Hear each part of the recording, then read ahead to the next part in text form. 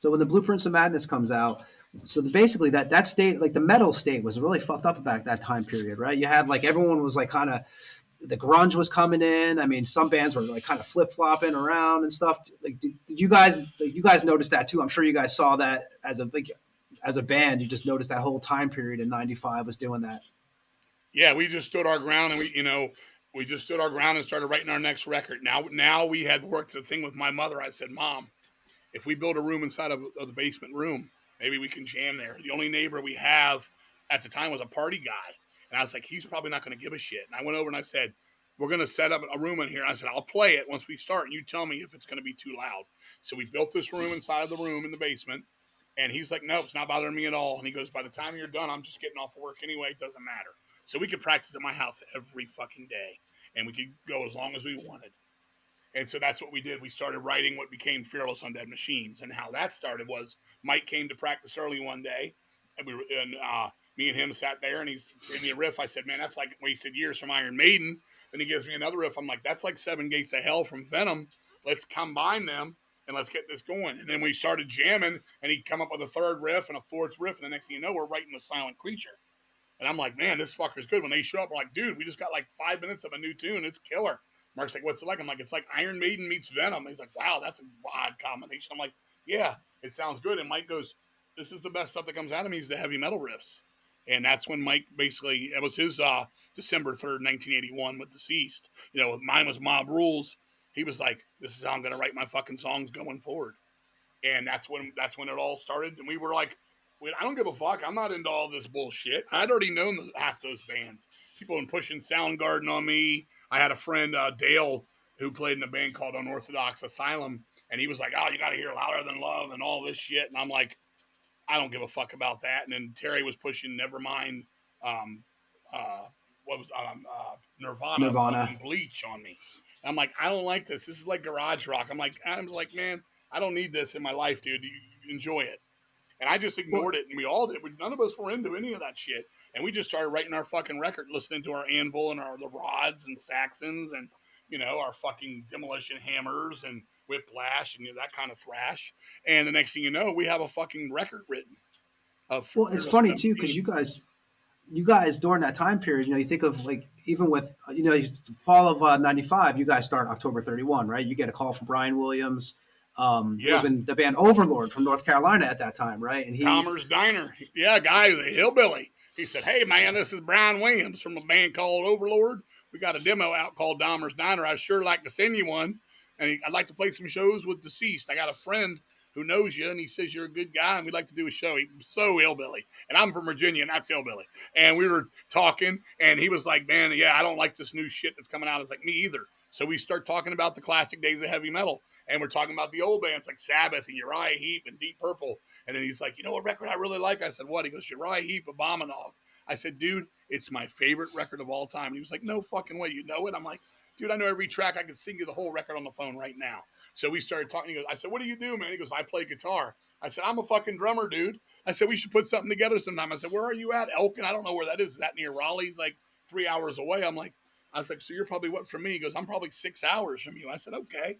And I said, you got any other guys, man, that can play bass and maybe some rhythm and guitar? And he said, I absolutely do. I said, write a couple songs. Go ahead and throw something together. Bring some riffs down. You put it together, and we'll do it at my house. I got a fucking basement we can jam in. And then he came down like 2 months later, and he had some riffs, which became Voyage to Infinity, Fire Awaits You, When Darkness Covers the Sun, and what was the other song we did on there? There was another one, too. Whatever, it was a few. And I told him to learn a Lizzie Borden song, learn a Warlord cover. Because I was really throwing the crown out there for the 80s metal. I was like, man, stop this fucking grunge shit, man. Let's talk about Fate's Warning. Let's talk about, Omen and that shit. So we became that band. We were like, is that how Casey and Frank, they came through him? They came through him. And when they were gone that weekend, we had a demo's worth of shit.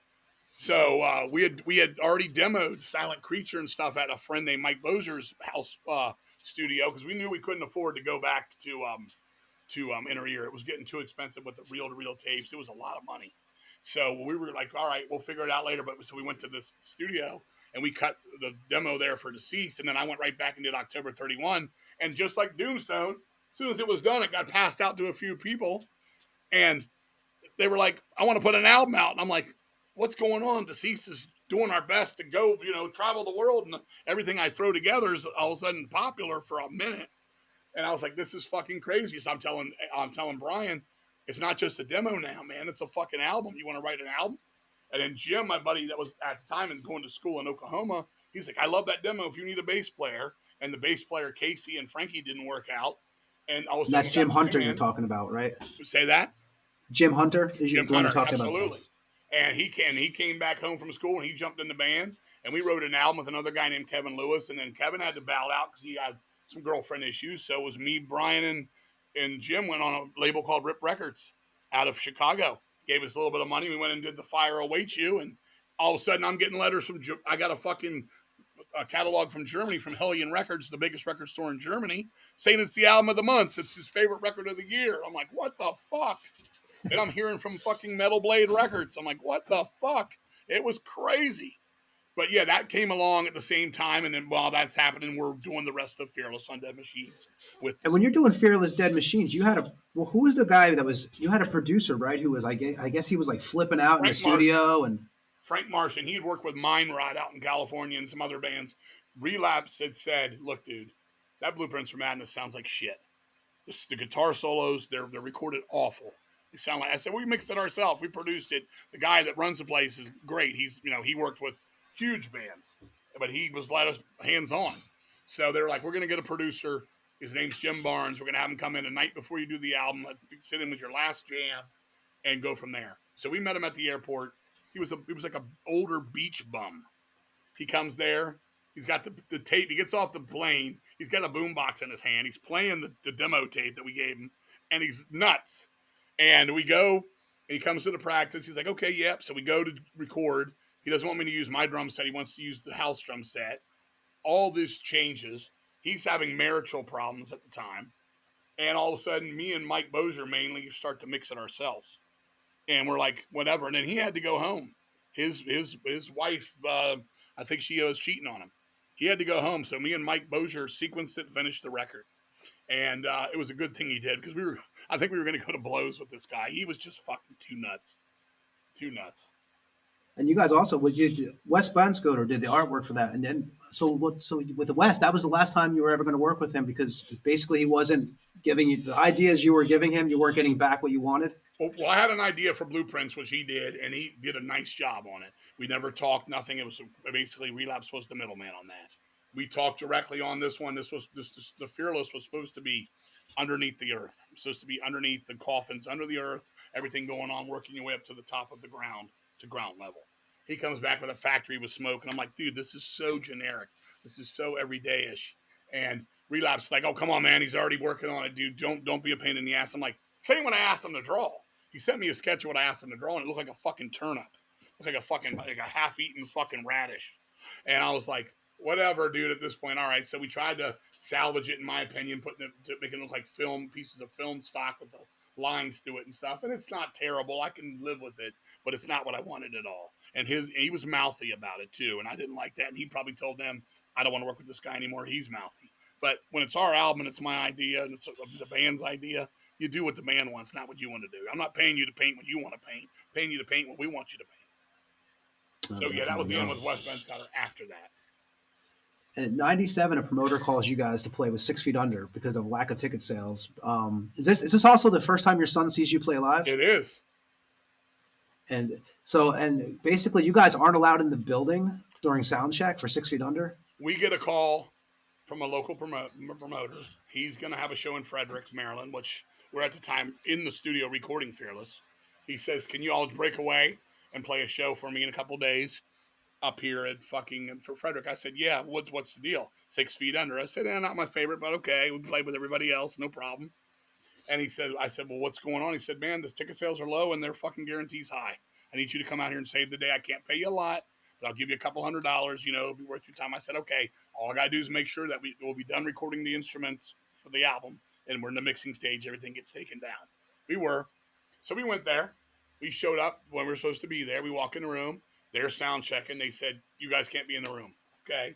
I seem to notice they're just playing Iron Maiden covers in there. I'm like, they're just playing Iron Maiden. I was like, all right, whatever. So an hour goes by. I'm like, we really need to get up there. I'm still playing drums and singing at the time. Got to get up there and do our thing. I said, hey, who do I talk to about setting up now? Do we setting up in front of you, obviously, but where? There's nowhere to go. They wouldn't say shit. They were just totally like, I was like, all right. So we fucking leave, get something to eat. We come back. I'm like, does anybody know what's going on now? Now the promoter's there. He's like, you just got to go right here. I mean, there wasn't even enough room for us four to stand on the stage. Nevertheless, have our cabinets and our drum set. But we mushed it on there, and we called it a sardine can stage. And somewhere during the show, I said, I want to thank 2 foot of stage instead of 6 feet under for the 2 foot of stage. So we finish. I go over to the promoter. He's like, here, man. I think he handed us $300. Here, man. Thanks, man. Can you do me a favor? And I'm like, what? Can you guys leave? Can we leave? Why? Chris Barnes said he won't play till you guys are left. I said, why? He said, I don't know, man. He's being a real pain in my ass. And he goes, this is how much of a pain in the ass he is for me. He takes his fucking stage towels. He says, these are fucking Chris's towels. He pulls his shorts down and wipes his ass with them and puts them back down. He can wipe his sweaty face off with that later. So I'm like, this is crazy. I was like, look, okay, fine. I'm not here to see them anyway. My son had been with me. My son watched it, and he was like, damn, Dad, are all bands like dicks like this? I said, yeah, there's some. They're definitely one of the biggest turds in the bowl. So we leave. And then 2 days later, I get a phone call, and somebody says, man, that's crazy shit, man, what you all did. I said, what did we do? He said, man, at the show. I said, what, leave? He goes, no, man. You didn't pop the 6 feet under's tires with, like, flatten their tires and spray paint deceased on their windows. I'm like, no. They're like, dude, somebody did. They were fucking shit hot. I was like, dude, I'll promise you this. If we had a problem with 6 feet under, we'd have gone face to face with it. We don't play this kind of shit. So forever, I wondered who did that. And then one time, like a year or two later, some guy, some Frederick redneck, comes up to me and goes, yeah, man, we saw what happened, man. We were getting them back for you, man. Fuck them, deceased forever. So that was the 6 feet under story. Wasn't us. I wouldn't do that. That's some childish shit. I wouldn't do that. We'd have gone to their ass, if we had any problems with them. We just left to save the fucking promoter from a fucking headache. But yeah, they were shitty. What a first show for your son, though. Yeah. We were playing. Some of my friends picked him up, threw him around the thing. I think he was 9 or something like that. And so you guys, deceased in 98, you guys spend pretty much working on a supernatural addiction. October 31 puts out the 5-song EP titled Visions of the End. In 98, Kevin Lewis returns on guitar, though, right? Yeah, his girlfriend troubles had cleared up. He came back. We did Visions of the End. I wanted to do some new material. Rip wasn't ready to do it, so I put it out, and then they were ready to do it, so they put it out, and then somebody bootlegged it in Greece, so there was 3 versions out, and all of a sudden people were asking for October 31 to play shows, and we didn't.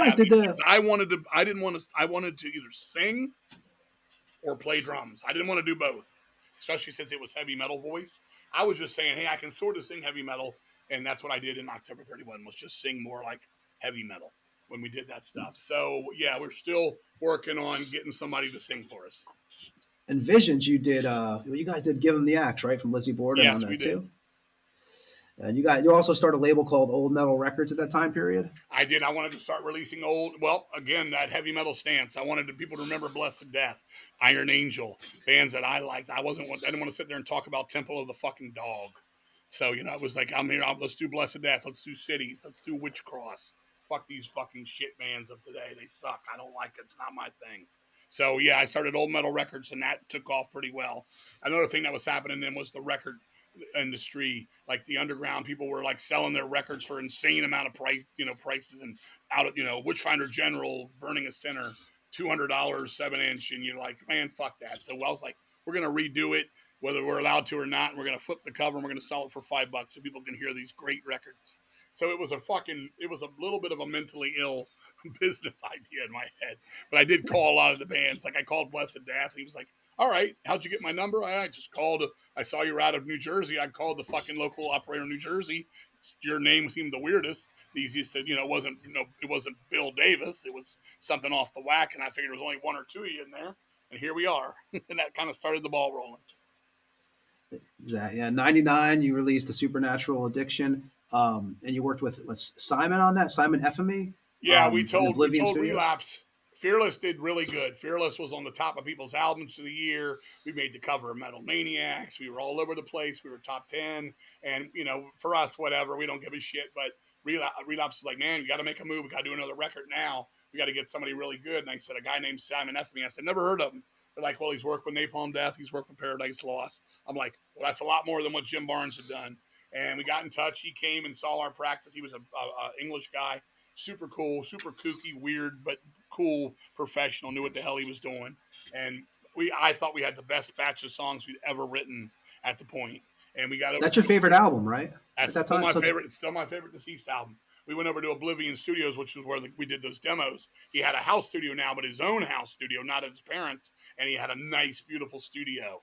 And we'd already cut the Fire Awaits year there with October and the Visions of the End. So I was ready to bring Deceased in.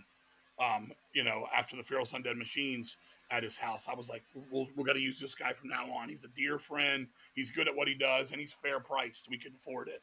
So we went in there and we cut that record, and that was a hell of a good time, man. But somewhere during that record, we had a storm. A storm came through, and we lost like 5 days of power. And we were like, don't ever tell Relapse this happened, because we were supposed to be recording. We couldn't do nothing. There was no electricity. But we still got the record done on budget and on time. But we had like about 100 hours with nothing. I remember we went to a Motley Crue tribute thing at some bar, and we met this girl. And when I told her, I said, "Can you be a ghostly woman?" She goes, "What do you mean?" I said, "There's a song. I need a female girl to be a ghost on it." And so we brought her, cute girl, her name was Jessica, and we brought her there. And she's next to me on the microphone. I'm like, "I'm going to show you how this goes." And she goes, "This doesn't make me like scared." She goes, "This is like making me excited. Like I want to fuck." And I'm like, "You're fucking crazy. Can you just please act like you're being killed? That you're dead for your mother?" She's like, "But I'm not. It's not a scary thing. This music is so like I'm getting pounded." And I'm just like, we're all laughing. There's a video of it. It's fucking hilarious. We're looking at each other through the glass booth, and she's just like, "Yeah." I'm thinking she wants everybody just to bang her. I didn't bang her. Nobody in the band banged her. She didn't get banged, but not by the band. And that's one thing I've left out. One thing I've left out of a lot of this interview is believe me, when I read King's book, there's a lot of banging going on. King was, well, I had my moments. I was young. I was yeah. I had a girlfriend through all that, Carrie, you know, all the way through. Yep. But my drug of choice was girls. Yeah, there was a lot of that I've left. And there was a lot of bong hits. Yeah, exactly. But the album artwork on that, you actually met the guy at a horror con, right? Alan Kozowski? I sure did. He had 4 strokes. He was colorblind, and he drew everything with dots. Takes a pen, you know, other people take the pen and dot. He did that whole cover like that. And then a guy, Eric, at the art department of Relapse, he goes, "Man, we're going to color this in." And Eric did a great job between the two of them. I mean, I think he charged me $75 for that artwork. Because it was just a black and white thing, and Eric did all the computerizing stuff. But we had some issues then. We had fallen in love with the Blair Witch Project at the time. We wrote that song Ellie's Dementia about it. But we had a Blair Witch stick figure on the cover. We had to pull that off because Artisan wouldn't let us use it. The company the movie was done. We had some samples from the movie on the song. They made us take those off too. So we had a little bit of legalities for the first time then. But the record came out, and I remember some people were like, "Oh yeah, now look at Deceased trying to be In Flames now. They're trying to be In Flames." I was like, "No, In Flames is like us. They're trying to. We're showing our love for Iron Maiden, and we're older now, and we can play 3 guitar harmonies if we want to. We're actually talented enough now to do it right without faking it in the studio where it's easy to fudge it." I was like, "We're actually playing this and recreating it live." So we were like, "Oh God!" I was like, "Because we put more melody." You had a few people then, "Oh, you know, it's not like Luck of the Corpse anymore." It's like, dude, Luck of the Corpse was 10 years prior. We're still doing what we do. And trust me, we always had that edge of everything. And I literally had to tell some people, like, they're like, "Oh, there's heavy metal." And I'm like, if you go back to Evil Side of Religion, March of the Cadavers, it sounds like Manowar. I was like, we always had it. They're like, and there's thrash now. Thrash is coming back. We got a song called Sick Thrash on the first demo. Come on, man. And it's like, I'm not going to fucking explain myself. We do what we do. If you like it, you like it. If you don't, listen to something fucking else. We don't care. We do this for us. This is my long quote. We are not trying to be the hit parade or centerfold of the month. We could care less for popularity. You've always, because you were never even a fan of the Bay Area bands. Like, you really weren't into any of that. I thought they were all pretty boys with shampooed hair with expensive guitars. Most of that stuff was just, I was never a Metallica guy. coming from that. I always thought they were overrated. They were pretty weak. I remember when Ride the Lightning came out, I thought it was very tender and not very heavy. I was like, Hella Waits blows this fucking shit out of the water, shit like that. And Show No Mercy at the time and stuff like that. And Venom, I was just more of that kind of guy. And then that stuff, I never could get into Testament or Bonded by Blood. I like the fast tunes. I like half of it, but it's just something about that sound out there. It just didn't do it for me, man. And I didn't like the attitude of some of those bands. They were kind of shitty. We saw Exodus. Paul Bailoff was really cool. Me and him smoked a joint together. We saw them on Bonded by Blood. They were disappointing live, though. They weren't that intense. But Gary Holt was an asshole. He was a real asshole to me that day. And all of our group of people he was just acting like he was like God's gift to music, man. So it doesn't mean it didn't happen in bands I like, too, because that's happened, too. Don't get me wrong. But it's just something about it. I just never could get into those bands. I mean, people are like, oh, man, you don't know. Nope. Some of the first Death Angel, nice guys, so that was decent, and go down the list. But it's just not my favorite stuff. I like the German thrash. I like the Whiplash, Power and Pain, my favorite thrash record. That was your favorite band, right? Whiplash from Jersey, the Three Tonys of all time, Power and Pain. No, Pleasant Death, Destined for. I know you hate Megadeth, right? I was listening. I never liked that. Yeah. Well, my thing about that was they said Dave Mustaine. I'd heard a little bit of the rehearsal. I didn't like his vocals on his old Trader tapes. I was like, I don't like those vocals. The album came out. It's going to be killer. It's going to be faster than Metallica. It's going to be what Metallica should have been. So I'm expecting something pretty intense. I buy The Killing's my business. I put it on. I'm like, this is fucking awful. It was the first record I ever took back to the store. I took it back to the store and told them to keep it. I think I got fucking Agent Steel, Skeptic's Apocalypse or something in its place.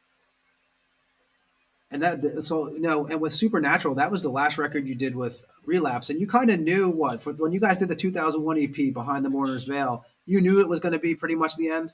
Yeah, the EP was the last thing. What happened at this point was King Fowley's drunk all the time. He's always got to say something about something. He's always got to speak his opinion. The problem was the scene was full of fucking rock stars. There was a lot of morbid angelism going on, and I just said, I don't want to deal with these fucking big boats and little seas bands. I don't want Morbid Angel acting like Rolling Stones. I just dealt with that Coney Island High shit, all this. And then they were just like, dude, we're going to be putting your shirts in Hot Topic. It's going to be like $40. I'm like, dude, we're on an underground label to keep it at underground prices. Why do we got to do this? Dude, it's just how it works, dude. You got to sell your CD for $21.95 at FYE or Sam Goody. And I'm like, can't we just sell it for $10 at shows and record stores that will keep it, for a fair price? Nope, man, this is where it's at. Nope. You'd have and I'd be like, all right, if you're going to be that professional, then get us a professional tour. Get us something to work with. So we went out on that and we did the Contamination tour with Origin and Exhumed and Cephalic Carnage. And there was some shows with Dillinger Escape Plan, Mortician was on one or two, et cetera, et cetera. And that's all they did. And I'm like, well, what are we going from now? And they're like, well, metal's kind of dead right now, and maybe we should wait. And I said, dude, the Supernatural Addiction, was it a good follow-up to Fearless? Yeah, but it didn't do the numbers we thought we were going to do. And all of a sudden, I'm talking to, like, a graph chart guy, I'm talking to the guy that's looking at the pie chart. And I'm like, man, all right, whatever, dude. He's like, how about we do an EP? Would that keep you happy? Let's do an EP. Can you have something ready for me come 2001 after Christmas? Yep. So I tell the guys, take Thanksgiving off, take Christmas off, come back in the beginning of the next year with some songs. They come back, what do you got, Les? Nothing. What do you got, Mike? Nothing. What do you got, Mark? Nothing. Like, dude, I just wasn't inspired. I don't have anything. And I'm like, you know what? I'm not going to even scream at you guys. I'm supposed to, because the record label's up my ass, but we got in this band to do this shit at our pace, and when it comes together, it comes together. We're not going to start throwing songs together to do what I call rent records, to make, to get another bunch of shit together. It's going to be when we're ready, so okay. We had a big talk, and we're like, you know what? I'm losing a lot of fucking faith in this fucking label. So we finally get around. I said, look, let's do a couple of new songs, and we'll do some cover songs. Let's just have fun again. So we did it. We did some shorter songs, It's Alive, et cetera, et cetera. We just had cut our first video for Ellie's Dementia from Supernatural Addiction with a girl named Joni Chang, who worked as a film editor at University of Maryland. She did it for free. She wanted to do another video, so we cut It's Alive again. We did the Mausoleum, and we did that song about the West Memphis 3. And I'm like, let's do some songs we love. Warfare, Tankard, fucking When Anthrax Was Good with Death Rider, DRI, etc. And they were like, that's great. So we did it. And then Relapse goes, dude, this thing's tanked. It's fucking tanked. Didn't do shit. Dead in the water. And I'm like, okay. So then all of a sudden I'm hearing from another guy out there that's doing the fucking distribution department. He's like, man, their EP's doing great. I'm like, wait a minute, I just dead in the water. The next guy on the phone, dead in the water. Is it dead in the water or is it doing great? He goes, we just moved 6,000 copies of it. I said, is that good? He goes, that's great, especially for an EP. So I get on the phone with Matt, who at this time is no longer taking my calls because he doesn't want to argue with me back and forth about anything. I want to throw this in there too. We had just done that tour with Cephalic Carnage and everybody, and he was telling the guys in Dillinger escape plan. Watch out for King Fowley. He gets drunk and he gets out of hand. So they met me and they're like, dude, there's nothing wrong with you. You're totally nice guy. I said, I'm nice to everybody. I'm the nicest guy. Just like Origin was carrying their amps up a fucking stairwell, and I came over and helped them get it up the stairs. And they go, man, we thought you were going to be a dick. I'm like, why? I'm like, well, we heard you were a dick. I'm like, well, who said I was a dick? They're like, well, nobody really told us. It's just kind of in the air. And I'm like, I said, dude, I'm nice to anybody that's nice to me. I was like, let's get this shit up the stairs. And we had no problems. But Dillinger escape plan, we did a fucking classic. So he said, we're going to check in with Matt tomorrow. I know he's going to ask us how King Fowley is dealing with King. I said, tell him I punched you in the face through a rock and called you a bunch of yo boy fucking pussies. So they called him and they're like, oh, King Fowley fucking freaked out. He threw a fucking rock through our van window and he called us fucking yo boy pussies. He freaked, dude. He freaked.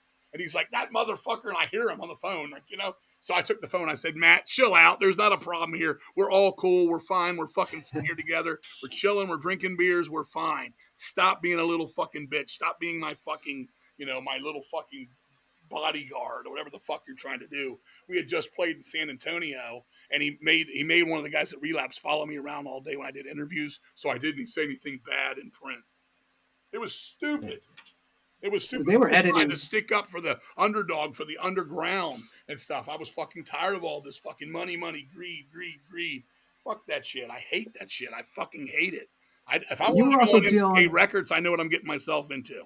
I'm on what was an underground label. They made a few dollars. They're fucking, they got their balls a shining, and all of a sudden now it's all about the mighty dollar. I'm going to play the mighty music. And they were giving you shit too, right? About your, like, some stickers you wanted to put on the record covers, and like they were even your lists. I said no yo boy breakdown parts, no Pantera beards, and I'm still death metal from the grave. They took it off. Fuck off, Morbid Angel. Fuck off, somebody else. They took it off the thanks list, the fuck off list. I got it. They edited it. They had censored us. So I was done. And we did Supernatural, and I thought, it's part of being on a record label. But then when we did Mourners, and that went down. So anyway, going back to what I was talking about, so I got Matt on the phone, and I said, Matt, man, what's up? The record's doing all right according to somebody else here, and he goes, no, it's not. I said, yeah, well, that's not what I heard. Okay, we got a difference of opinion here. So to save face, this guy went and put a Supernatural Addiction Behind the Mourner's Veil box set together. He went and had these cardboard 2-in-1, buy one, get one free kind of things to be like, see how bad it is? We had to give it away. And I'm like, is that what I heard, brother? I said, I think you're doing that to save face.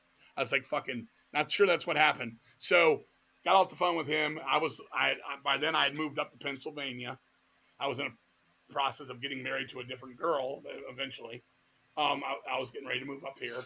And I start talking to fucking the guys in the band, and they're like, what do you want to do? I'm like, I'm going to call them back and say, look, dude, effective immediately, we're leaving the label right now. Really? Is that a good idea? Are you guys happy when I yell at you, where's your fucking songs? Because I said, I'm not happy when he's pushing me to tell you this. They're like, nope. I said, dude, we do what we do. We're in this together.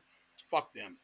Called him up. He said, I'm sorry, man. We tried. Trust me, dude. I tried so hard. And then I had to laugh. We almost had you on tour with Iron Maiden. I was like, okay, Matt. And he goes, if we can ever help you in any way, we sure will. This was 2002. It's now 2024. They never helped us in any way since then. We walked, they moved on. And that was the end of our time with them. It was about 2003, maybe it was 3, beginning of 4, when we actually when it was all said and done, and we just walked. I don't know exactly when it was, but I know it was up here because I remember being on the phone up here. Well, but things started changing for you in a lot of good ways, though. Because I know, like '99, you guys did the Meet the Maker record, which I know you had some issues with your vocals, right? On that, you said. From the I wanted to quit drinking. because not that I agreed with Matt, but I was like, I don't even like the taste of beer. I'm already crazy enough. And as I say these days, I already have a personality. I don't need alcohol to give me one. Um, I was being out of control. I was being ridiculous. I was easier to go off the handle than I should be. And I didn't want it was fucking me up. We play shows. I'd be fucking hungover. Never ever did I drink a beer on stage ever. Never ever. When we were having parties at my house and someone said, hey, will you guys play at some point? Sure. When I had a couple beers, all right, let's do a Merciful Fate cover. Yes. But never, ever did I drink before we played, ever. Never. Milk, ginger ale, that was about as far as it went with me. But yes, I wanted to quit, and Meet Thy Maker was the vocal that took the hit from that. And that was crazy, because as soon as that was done, Metal Blade signs it. Metal Blade signs October 31. They want to re-release it, and they want to put that out with Visions of the End. So now Visions of the End's on its 4th press, okay? They're like, but didn't you tear up the? Go ahead. You tore up the Motor Blade, the Metal Blade contract, didn't you? We signed it. We went to Wacken. We played Wacken in front of 20,000 people, and we came back. And I'm like, where's Deceased? These guys. We're playing Germany. Where's Deceased and all this? It worked out because Deceased played the next year because the guy liked October so much. It worked out. But anyway, yeah. So we went back. We were getting ready to record the new record. I looked at it, and all of a sudden the stipulations in the fucking contract were ridiculous. They're like, well, that means we want you to record in Germany. That budget includes you taking the budget money and getting your own airline tickets to get here, which was over like 70% of the budget. And I was like, there's no way, dude. I said, you know what? Fuck this. I'm tearing it up. I was on the phone with him, and I said, listen. I tore it up right then and there. And that was it, just like Relapse. So I left Relapse. We had left Relapse and Metal Blade back to back. And you said October 31, like you said, you played Walk-In, but you also, the first show you guys did was 99, because you played drums, and you had Chuck Parsons did the vocals for a while. A dear friend, yeah, he was a roadie a long time, like Chris was with the Abominog. He lived at my house and stuff, and he wasn't a very good vocalist, but he was a fun front guy, and we tried it. And he was like, I just can't do it, dude. I just don't have it. Then we got another guy named Sean Pilata who could sing like Jeff Tate, but he couldn't do the shows, and he just wasn't that great of a front man. But he could sing like fucking, The Warning, Take Hold of the Flame, Jeff Tate. Perfect. So the first time I ever sang live was at Wacken. And it was me, and we picked up our buddy Dave Scarface Castillo, who played in a band called Hatred. And we actually have a little piece, Chuck, King, I'm going to play for you from your first time at Wacken. Here you go. 1 second here. See if I don't fuck this up. So much for the wireless. How's Wacken doing? We got it back. Wow. We flew all the way from Virginia on the other side of the fucking world, United States of America, to bring you some fucking heavy metal, October 31 style. We love heavy metal. Forever, the chosen one. How was that experience, man? That was it. Yeah, that must have been wild, because you've been doing Deceased all the time, and the first time you're there is actually with October 31. I played drums and sang all the way through that, and my butt cheeks were stuck to that drum stool for 20 plus years. And it's probably a good thing, because I was in my craziest of times. It might have been best I wasn't out front for a lot of those years, because I'm sure there was times where I was at the drum set like, this motherfucker want to run his mouth because I'll come down there. So I was a little older then. And yeah, that was my only time, I think, yes, ever. I used a wireless microphone. I immediately hated it. The guy goes, this is brand new. It's very expensive. Please don't lose it. And as soon as I put it in the stand and put it out to sing, it flew into the crowd. That fucking microphone. We got it back. But I was like, dude, I always need a cord. I like to work the cord. I'm going to get the fucking shit. So that was the only time ever. It was a hell of a show. And the funny thing about that was, rest in peace, Jesse Pintado, Napalm Death, they were playing. And he goes, we were on the side and we're doing sax and Power and the Glory. And it's, there's a breakdown part where it's kind of, they're jamming. And I walk off and he goes, what the fuck are you doing in Germany playing Saxon covers? Who the fuck is this band? This guy's badass on guitar. And I looked at him. I said, October 31. He goes, October what? I said, I got to go, man. The vocal line's coming, man. He's like, man, go get him, King. And it was fucking classic. And it's on the video. You can see me going over there talking to him, tickling his chin and shit. It's fucking hilarious. But we had a blast. And what was the story with Brian? He got food poisoning or some kind of shit on somebody? So, we go and Venom's headlining, the original Venom. And the first 2 songs are like, don't go in the photo pit. There's going to be mass pyro when they take off. Don't be there. But me and Dave were like, fuck it. Let's get in the pyro pit, see what happens. So we go down in there. And right when Venom's starting, we're about to go off with the bombs. They're like, ladies and gentlemen, from the depths of hell, Venom. I look back and there's Brian, Hillbilly Brian. And he goes, my God, man. I said, dude, what's wrong? You're fucking white as shit. What happened? He goes, you won't believe what happened to me. I said, well, tell me. He goes, this food is terrible in Europe. It's bothering my tummy.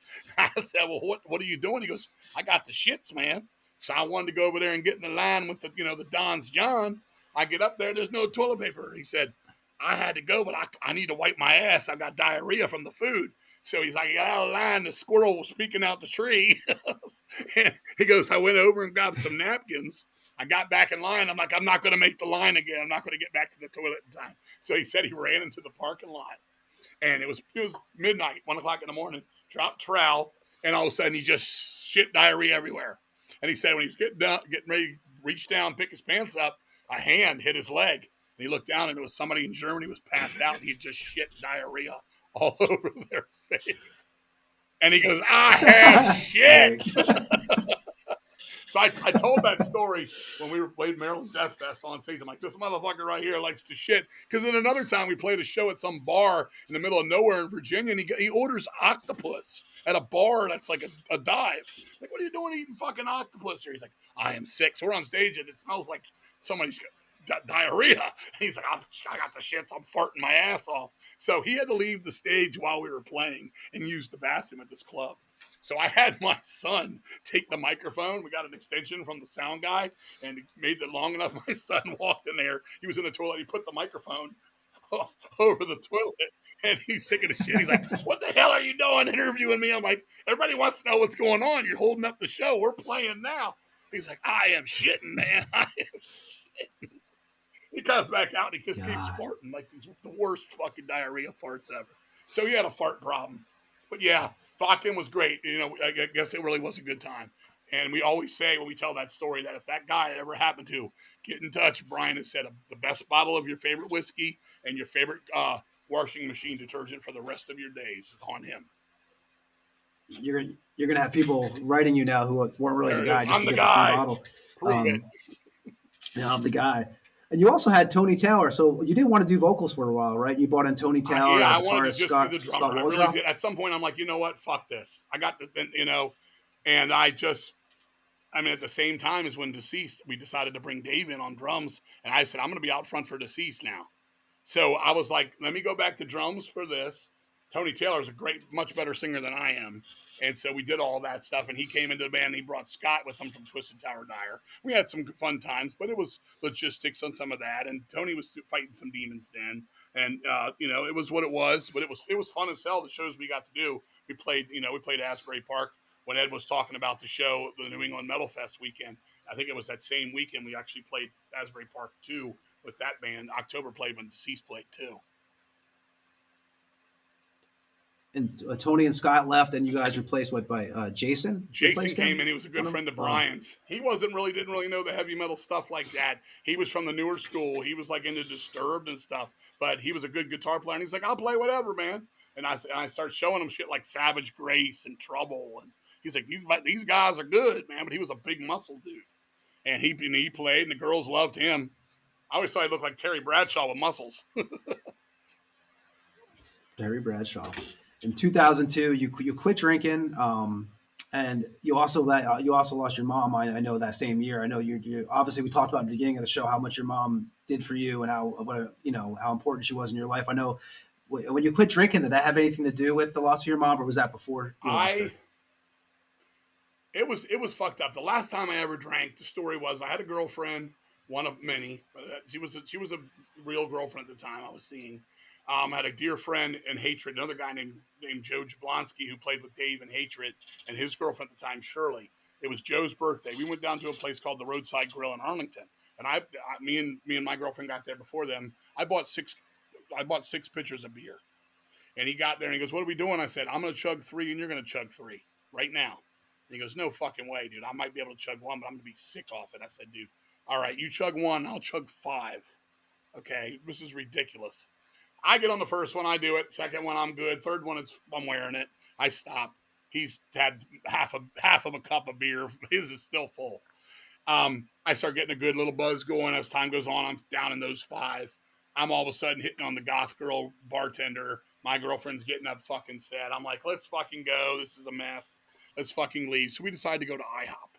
We go to IHOP. We go in there. I sit down, and it smells like piss in the place. And I'm like, what is this, the International House of Piss? And the waitress does not want to fuck with us. The manager's on duty. He's freaking out. There's 2 girls over here doing their thing. It's kind of getting late at night. I walk in the bathroom. I piss all over the floor. I'm fucking shit drunk, being a fucking loser. And I go sit back down. I'm like, where's the fucking waitress? So she comes over, gives us menus. I tear them up right in front of her. I'm like, they're all fucking ripped in half. Give me a real thing. And I'm just like, thinking back to it now, how shitty it was. And then I'm like, all right, whatever, fuck. So then the girls are looking like, oh, this guy's fucking drunk. And I'm like, shut the fuck up, you fucking dykes, eating spaghetti at IHOP. What a bunch of fucking dumb dykes. Fucking fuck you. So they get asked to move to the corner where the window is. I walk outside. I go down. I pull my dick out and start beating it on the glass. Try the white sauce, baby. Go back inside. I sit down. I'm like, this place is like fucking prison. Bring me some bread and water. So they actually bring me toast and water. And I take all the toast, like 6 pieces, the water, stick it in my mouth, and then spit it all over Joe, Shirley, and my girlfriend. Joe gets up, walks outside. He's smoking a cigarette. I'm like, I can't believe how fucking lame I am. I go outside. I just said, dude, punch me in my fucking face. Do it right now. Just punch me in my fucking face. He's like, nah, dude, but we better get out of here. The fucking manager's called the cops. So we leave. We go back. I'm living with my mom now, but now we have another house, and I'm living with my mom and my brother and Tommy, my stepfather, so to speak. And me and my girlfriend go inside. I fucking take all my clothes off, go outside, and walk around the fucking block nude. And I see my next door neighbor walking their dog. It's 1:30 in the morning, something like that. And they're literally, I'm standing there nude. And I'm like, and I look at the dog. I'm like, does the dog want a doggy treat? And, you know, you could put the visuals together yourself. So I go back inside. I go upstairs. I pass out at some point.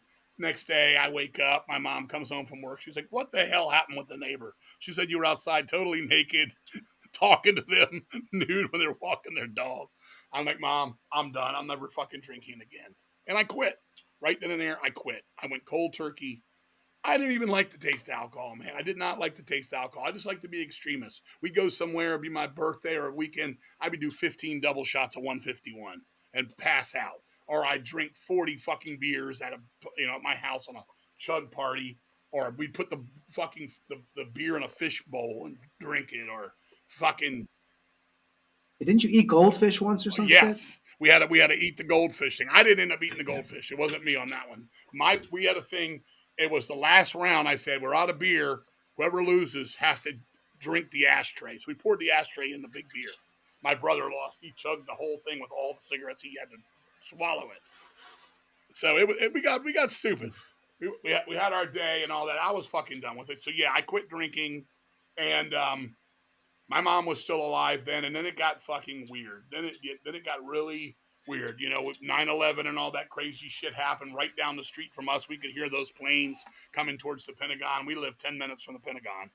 All that stuff going down, and my mom, and all that shit. And like my mom's like, we're going to fucking war and all this shit. So it just got really weird. The band was kind of doing our thing. We were didn't have a real place to practice right now. We were looking into a local place where bands were jamming, and it was kind of coming together, but it really wasn't. And then my mom got sick, and it was weird because when my mom got sick, the weirdest part of it all was, it was my brother's birthday. So it was May 3rd was a Friday, and we booked a show in New York with Attacker, the band Attacker, and October 31 was playing. And then the next day, October and Deceased were going to play at a college on the way back from New Jersey, another show. It was called Ted Stock. So we went and played that first show, and when I left that day, my mom said, I don't really feel good. I think I have the flu. My mom never missed work. She'd go there. She'd throw up in a bucket if she was sick. My mom was a workaholic. Next day, we play the second show. We come home Sunday. My mom's like, yeah, I don't feel so good. I'm going to work tomorrow. So Monday comes around. 5 o'clock, my mom's not home. She's always home by 5:15. Carrie comes over with my son, and she's like, I just saw your mom driving across the bridge. She didn't look like she knew where she was going. She stared at us like with dumbfounded eyes. I said, really? My mom comes home, and she's like, oh, I'm fucking sick. I am so sick. She goes in her bedroom. She shuts the door. She goes to sleep. I go to bed that night. The next day, I wake up, and my mom is home. She's not fucking gone to work. And Tommy goes, your mom's sick as a dog. I don't know what she's got. She's acting funny. So I basically, from there, the next day, she was even worse. I thought she'd had a stroke. We called the ambulance. The ambulance came. My mom refused to be seen by the ambulance. And then they left. They called an hour later and said, we want to tell you something. I said, what's that? They said, your mom's blood sugar was 555. We just realized it on the sheet. We need to come get her. She might be in diabetic shock. My mom was not a known diabetic at all. She's leaving. Carrie's there with me. I'm fucking crying. I'm so upset. Carrie's upset. And the next thing I know, they said, Carrie goes, look at that thing. What's that thing on her leg? She's got a big bump on her leg. It looks like a cut. I said, I don't know, whatever. I said, do me a favor. When you go to work in the morning, you're right by the hospital. Let me know immediately how she is in the morning. They said she's going to get some shots of insulin and all this. She'll be fine. Well, the morning, Carrie calls me hysterical. She's like, yeah, your mom's got necrotizing fasciitis, which is a flesh-eating disease. And I'm like, what happened? They're like, well, they said it came through a cut in her knee, which was the cut we saw. And I said, oh my God. So I drove up there, went in the room, and they had her on biohazard tape and don't come in the room. And my mom was unconscious. My mom never came through after that. They said we could take her leg. You'd have to watch. She's going to have one leg the rest of her life. Can you deal with this? I said, absolutely. They did 13 surgeries for the next 2 weeks. She never made it through it. They were like, it's a shame. Her heart, her eyes, her lungs, everything is healthy as can be. This got in there. I said, what is it? They're like, it's like a strep throat gone bad. It's like a strep coli bacteria that's gone bad. It basically gives your mom sepsis, and she died. And then after all that was fucking said and done, I had some people that were coming to see me. And they came to see me, and I was like, look, my mom passed away. I know you already had a guy flew in from the West Coast, just a pen pal. And I was like, I'll do the best I can. I'm not expecting you not to come. I don't want you to lose your ticket. We'll deal with it. So we dealt with it. He came. And this night, I was sitting in the couch in the living room. And my mom had told me a story. This is so weird, and I want you guys to hear this. So my mom said, one night, I heard a scream, my mom screaming when she was alive. Okay, I was upstairs. It was 2 o'clock in the morning. Charlie's Angels used to come on in the middle of the night on TBS. I'd watch it. And I heard my mom screaming like somebody broke in the house. I ran downstairs. She was sound asleep.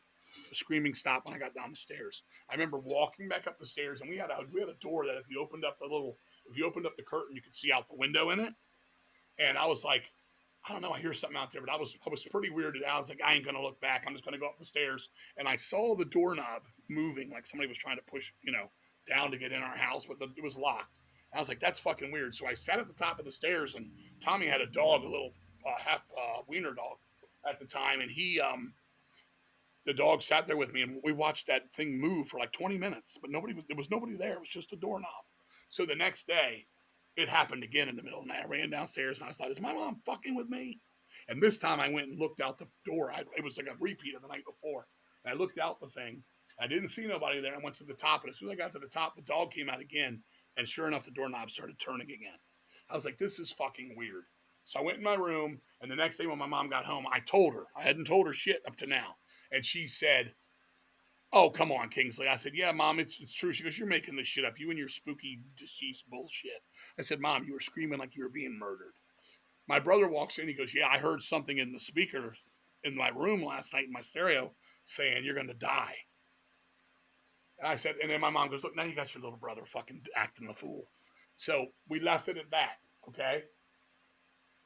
Then my mom goes, well, we're telling spooky stories. I'm going to tell you something spooky. She goes, the other night I was sitting here watching TV. We had a big projection screen, the ones that show it puts the colors up, the old school big screens.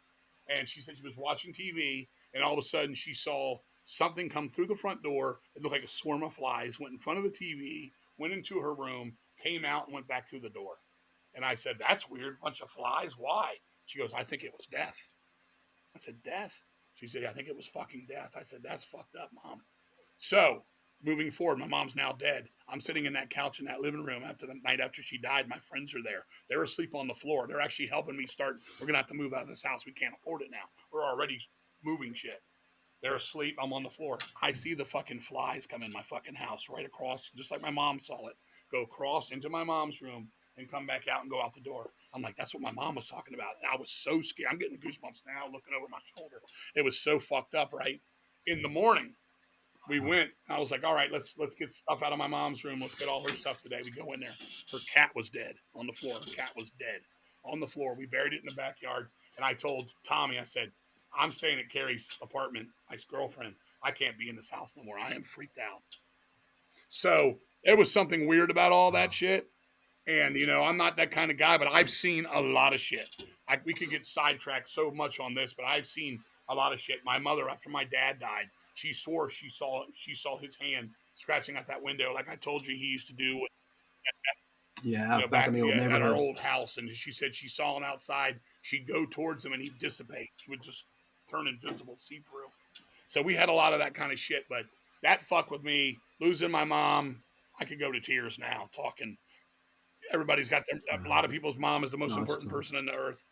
Greatest lady ever, ever. Did everything for me, anything for me. We go, she'd make our Christmases so nice. She'd tell us, go get Outback, and she'd eat a 99-cent double cheeseburger. She'd go to work in flip-flops or the $3 Dollar General slacks. She was a secretary for an electrical company for like 30-plus years. And she was good at it, damn good at it. She worked her ass off. So it breaks my fucking heart, brother. And I'm not going to lie to you, King. When I was reading your book, it was a couple times where I was reading it where it got me, some of those, especially when it got to these parts of the book where I did read about when your mom passed and stuff. It was a rough read, man, because, starting from the beginning when you expressed your affection for your mom and all the stuff she did for you, and then to get to that part, like I said, man, that book really hits hard in a lot of ways. I'm glad you got it too, because when I was writing it, the drug parts made me high, the sad parts made me sad, the happy parts made me happy. It did what it was supposed to do. And I did. I gave it my all when I wrote that book. I gave everything I could say, from losing my virginity to, the guy that helped me write the book. He was like, man, you were with 4 girls and all this. You're not telling that. It's like, it's kind of hard to go from your mom dies or your dad dies to, I'm fucking this girl in the ass or something. There is that in there, as you saw. I tried fitting, I guess is the word. Yeah, it kind of it rides a wave. You go through certain waves, and like the part we're talking about now, it's definitely. I mean, when I was reading it, it was definitely I was sitting there like, man, it was. It makes you think about your own mother. My mom's still alive, and made me call her that same day. I put it like that. I got my stepfather back. He died on a whim too, but yeah, that's later. Yeah, and you also in the book you talked highly of him too. You see all that. So it's like I said, definitely understand completely. And you dealt with your own health issues too, because I think it was what was it, Milwaukee, when deceased October 31 went over there, and that's when the blood clot came. You got in 2004, you started dealing with your own health issues. And that you guys, so was it Milwaukee? You guys did the double bill? It was even sooner than 2004. It was 2002. 2002. When I had basically when my mom died, I didn't cry for the longest time, and then one day I cried and I couldn't stop crying. So I was in some kind of shielded whatever kind of place. We had done a bunch of stuff, and I got this big blood clot in my leg. Didn't know it at the time. I thought it was a basketball thing, because I played basketball all the time. I'm a side jock when it comes to that too, believe it or not. I played 4 or 5 hours a day. But anyway, I had a bad leg problem. It swelled up. I would cry myself to sleep. I had fever in it. Didn't know what was wrong. Then one day, all of a sudden, I couldn't breathe. I had put on weight and all this stuff. I thought maybe all of a sudden, all right, well, now the belly's catching up with, what goes on, because I had always been a war horse. I was very out of breath. We got offered to play Milwaukee with both bands. I took it. By the time we went to play it 3 months later, I'm in desperate stuff. I went to 2 doctors the week of, thinking I need to know what this is. The first doctor said, I'm sitting here right now. You talk so fast. No wonder you can't catch your breath. You talk too fast. I'm like, I've talked like this my whole life. It's not that. He sent me home telling me that's all it is. He took a chest x-ray. It was clear. 4 days later, I went to Carrie's doctor. He said, you got asthma. It's asthma. I'm like, I got no fucking asthma. gives me one of those purple inhalers, you know, the Advair, whatever the fuck it's called. Here I am fucking with an ad, whatever the fuck it's called. Next day, I got to get on a plane. I told Carrie when I left, I might not come home. I feel like I'm going to die. Flew to Milwaukee, got to Milwaukee. The first night we weren't playing. Both bands were playing back-to-back, or one between, on Saturday. I stayed in the room, didn't even go over there that night. Had a girl I was seeing at the time then, too. She went with me. I told her I'm fucking sick. And then there was another girl that I knew I was trying to get together, and she was there. And my girlfriend's like, "Are you sure you're?" I was like, all I want to do is stay in this fucking hotel. I can't breathe. The next day I go there. The other girl that's just really being a fucking pain in the ass hassle. She's following. Oh, let me take care of you. Let me get you a cold water. Let me put one on your. I'm like, just leave me the fuck alone. I'm fucking feel like shit. So luckily, Tony Taylor and Twisted Tower Dyer was playing that day. He was no longer in October. He came up and sang half the set for October with me, so I didn't have to give so much because I could barely breathe on my right lung. Show was over. I still got to play drums for Deceased in an hour. I go up, we make it. Thankfully, I hate saying this because I like to play as long as I can. Thankfully, they're like, just play 20 minutes. We only have time. We're running behind. So it was like 4 or 5 songs. It's over. I walk away. The girl I'm seeing is trying to get with me. The girl that's being a pain in my ass finds me. We're playing in an arena, and it's like everything's on the first floor, like a real arena. So I take my ass up to the second level. I find a chair by myself, and I sit in it. This girl finds me the pain in the ass. She comes and sits on my fucking, "Oh, are you okay?" rubbing my head. And then my girl finds me, and she's like, "See, you're going behind." I was like, I don't give a fuck about any of this. I am sick. So I see a doctor friend who's there. He tells me, "You may have a blood clot in your lung, dude. You better get it looked at as soon as you're home, and you better be careful on an airplane because that'll dislodge it." I went home. The next day, me and Carrie were supposed to see Blondie and B-52s. I woke up, my leg had swelled back up because that had gone away. I'm like, I don't know. I'm going to the hospital, and all of a sudden, I was in the shower taking a quick, get the sweat off me shower, and I couldn't breathe. I was like, I can't breathe. I feel like I can't get no air. If I was going to die right then and there. Get to the hospital. The lady takes me in the back. She does a fucking sonogram, whatever they call that thing. And they look on my leg, and they look at my lung. And she says, "Yeah, we got a problem." And so the lady comes in and she goes, "You got a blood clot that broke off in your leg and went into your lung. And it's pretty goddamn big." I said, "What do we do? Do we cut it out?" I had no idea at the time. "Nope, we got to give you some heparin blood thinner, and you're going to have to stay in here about 5 days till it's therapeutic until it breaks and goes back into your blood." So thankfully it did over the next 5 days. They put me on blood thinner for the next 6 months. They have no idea, what was outside of the DVT, what could be caused and all this stuff. No idea. He said, "I'll keep you on blood thinner for 6 months. I think it was a plane ride that caused it sitting too long." Okay. So we stay there. Now moving ahead to 2004, 2 years later, I've been off blood thinner a year and a half. I go to bed one night. I wake up in the morning. My face is drooping. I'm trying to talk to somebody online. I can't type. I can't think. I'm fucked. Tommy comes over I'm at Carrie's apartment. He comes over with his buddy. They ask me if I can give them a ride to a thrift store. We drive. They're like, "You're driving like shit. You're all over the road. Are you okay?" "No, we stopped to get a newspaper. I drop my wallet. I leave my wallet. I spill the paper. I'm bumping into walls. What the fuck's wrong with you?" We go to the thrift store. We come back, and Tommy's like, "Something's really wrong with you." Now my son's home from school. "Hey, Dad, the new Dawn of the Dead movie comes out tonight. You want to go see it?" "Yeah, let's go see it." I look in the paper. Oh, it's playing at the Arlington Courthouse. Carrie's going to be home from work at 5:30. I say it's at 5 o'clock, so we leave. We go down there. It's not even playing there. How I made it there, I'll never know.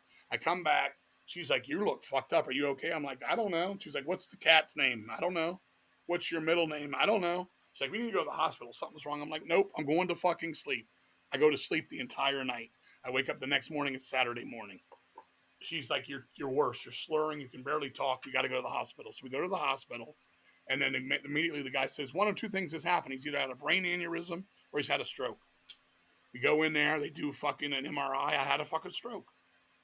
They're like, the same blood doctor from a year and a half earlier comes in. He's in tears. He's like, "I never would have took you off blood thinners had I known this. We got to figure out what this is." They search for cancers.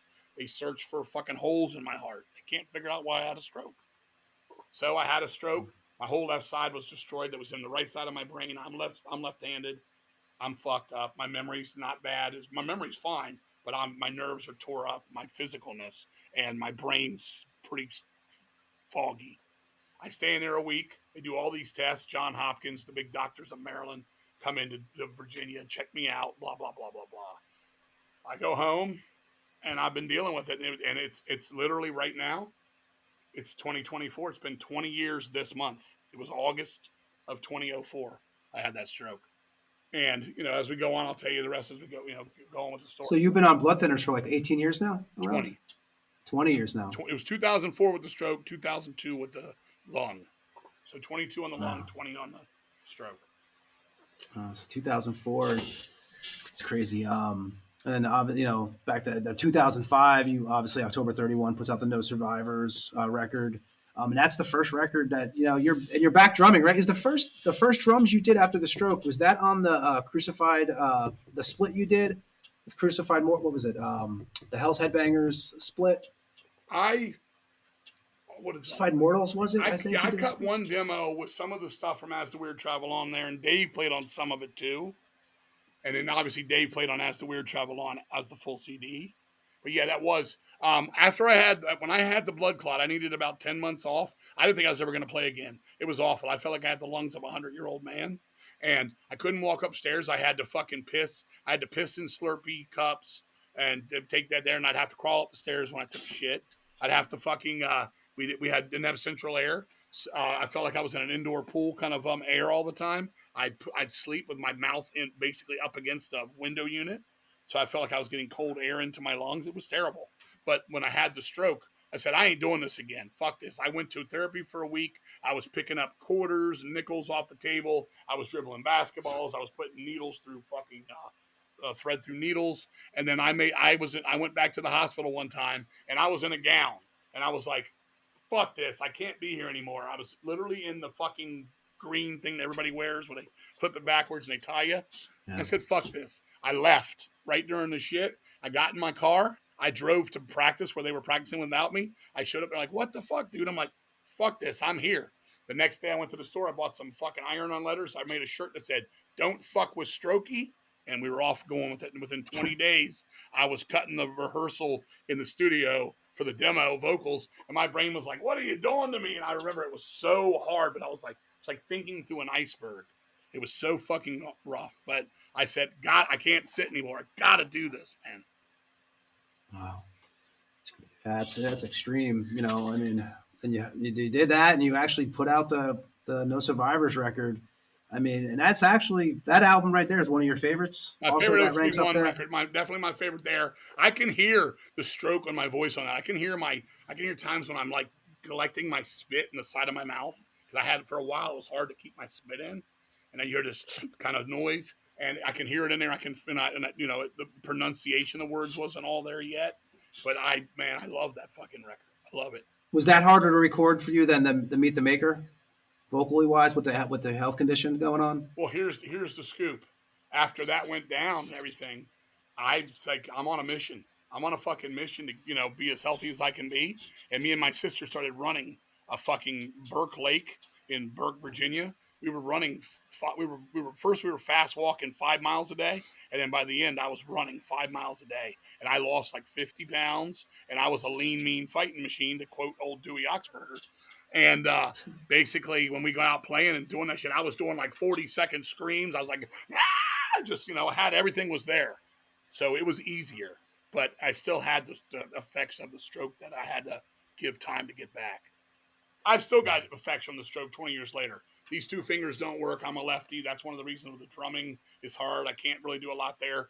If I overuse, like if we do something like a bowling or a basketball, if I go play basketball, I overuse my foot or my arm too much, it'll burn like for a day or two, or it'll go really numb, like from my hip to my knee. It's all left stuff, but as you can tell, I hope that my memory's still fucking phenomenal. Oh yeah. So had it been on the left side, I wouldn't know who the fuck you guys were. But since it's on the right, I just can't arm wrestle you like I used to. You did beat a Corpse Grinder in an arm wrestling thing, right? I sure did. Yeah, Corpse Grinder wanted to arm wrestle me for the longest time. It was my birthday. I had a couple drinks. We had done playing at a place called Club K. He said, "We're going to arm wrestle tonight." I said, "Yeah." Some girl brought a cake over. She's like, "This is for your birthday." And it was a fucking cemetery with hands coming out of it. And I took the cake, I smashed it in my face, the entire cake, wore it like a Italian zombie flick looking makeup. And I said, let's go. And then 2 seconds, whoop, he was out. So he went down quick, old corpse grinder. Yeah. Now, did you play drums though? You did play on the Rotten to the Core record, right? 2004. I played on half of it. Me and Half Dave of it, broke okay. it up because we didn't have enough time for him to learn it all. I said, well, I know these songs. You know, you do these, I'll do those. That's how it went down. In 2006, Mike Smith leaves the band, right? He plays his last show at CBGB's July 29th. He doesn't leave the band. He retires from playing live. He leaves from live shows, yeah. He's still yeah, he 100% wanted to do studio. He just didn't want to play live anymore. He had girls that he needed to be there for him. He had a government job that was going to be taken off. He was just being honest that he couldn't do it. So, yeah. He was living in Jordan, right? He moved over to Jordan? Yeah, eventually he did. Yeah, not at this time, but yeah, he did eventually. He had a government job, and he was a busy man, and he couldn't do it anymore. He just couldn't do it. It was a lot of secret stuff, to it all. So he couldn't even fly with us. He had to go under aliases and things, and it was bad for him. Wow.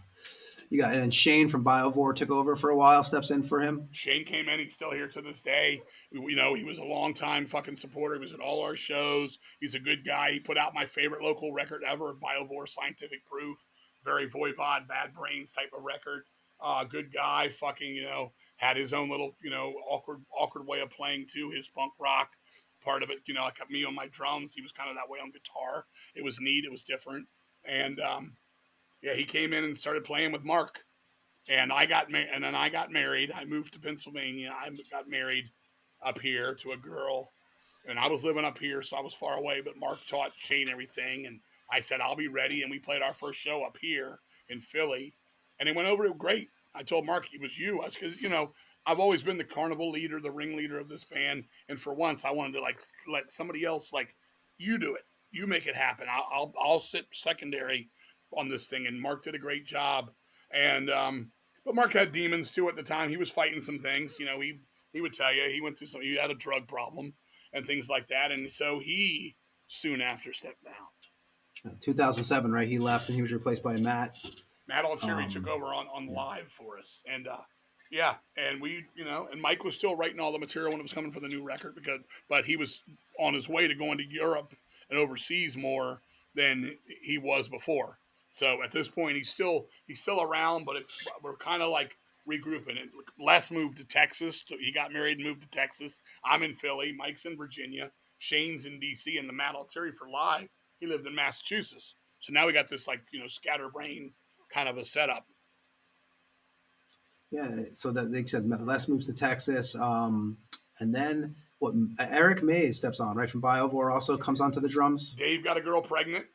He needed time off to deal with that and have a daughter he adored, and he didn't know if he was going to come back or not. Eric played in Biovore, and Shane's Biovore Bionic Man was kind of the same thing, but not the same music, but two same guys mainly. Eric was a great fucking drummer. He came in immediately, and in 2010, right around we went out and we did 150, 125 shows that year. We just literally got in the van, which we should have done many moons sooner, and went all over the country. We went from here to California and back, and we played. That 25th anniversary. That was 25th anniversary tours. Yeah, I guess you could call it. Yeah, I guess it was that. But I mean, we just went out and played. It was a let's get out and fucking play tour for me. In 2011, you guys record Surreal Overdose. And is that one? I think I've heard you say that's one of the darkest albums to you that you guys have done. Well, I wanted to prove I could still play fucking drums. So I went back and played drums on that. I'd written them. I'm going to go back and do it. At the time, I was tired of almost every record I heard from the underground or anywhere. Nobody was playing speed anymore. I said, we're going to write a fast fucking record. I'm going to play fast as shit on this motherfucker. And we did. And I had problems with my stroke. I had to play pieces and, a part here and a part there. And then, go to a stop part and then jump in again, click myself back in because of my hand. But I fucking did it. And everybody did it. It was the first one with Shane, and I loved it. I call it the black sheep of the family, and it's a very dark record.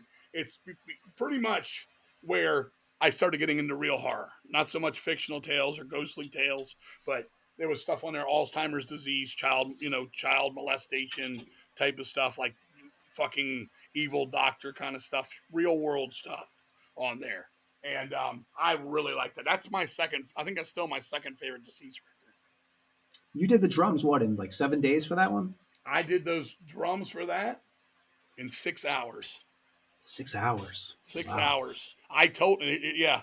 I wish. I mean, I could have had 7 days if I needed it, but here was the problem.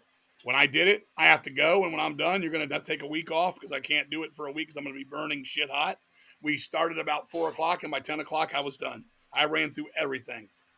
We had about 15 to 20 days to do that record, and we did. And as you know, going back just to touch when we left Relapse, we did As the Weird Travel On. We went to Thrash Corner Records with a friend of ours named Ray Lopez, just basically a Mexican guy, a Puerto Rican guy who had a record label out of his house like I did with Old Metal Records. It was basically the same thing. He was a friend. He went to both years of Vakken with us. He said, "If you want to do a record," so we did it for him.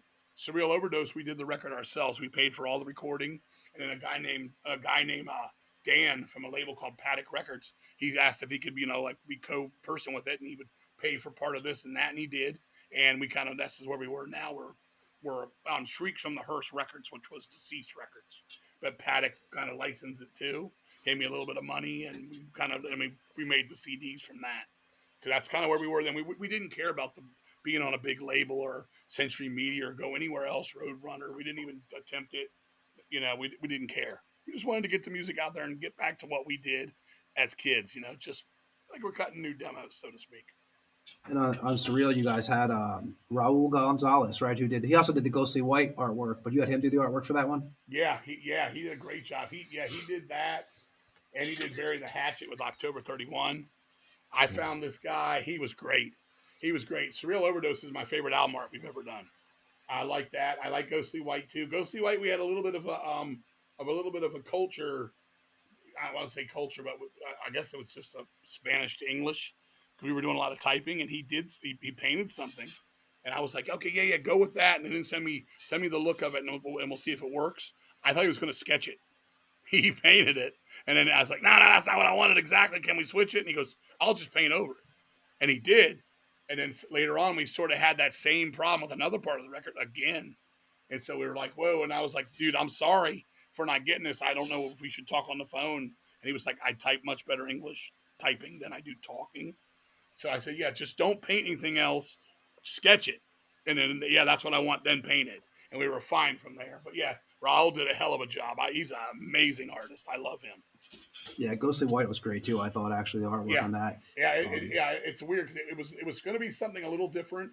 Basically, just if you can see the artwork, where the ghost star in the back with the woods, it was originally going to be a hand with a candle. And it was a hand reaching over, lighting up that bed with the two people in it, and wax was falling onto them, burning them. But I have that sketch, and still, I have weird stuff. I've got totally, I would say, yeah, Surreal, Ghostly White, and the new one, Children of the Morgue. I've got like different takes on it. Like one day I'll bring them out like 100 different shots and things we were going to do. They're pretty cool. Because originally Ghostly White was going to start out with them in a bed on a roller coaster, like a bed that rolled around this fucking like Land of the Dead kind of thing. It was weird. But he was just like, I don't really get it. And then when he did it, I was like, no, that might be dumb. I think I'm thinking dumb. Yeah, it came out, the one you guys did that release is actually killer. The colors and stuff on it. Yeah, I love that. I love that coloring too. I'm with you, brother. Yeah, it's definitely works. And then you guys do that, and Matt leaves the band, and your buddy James joins, right?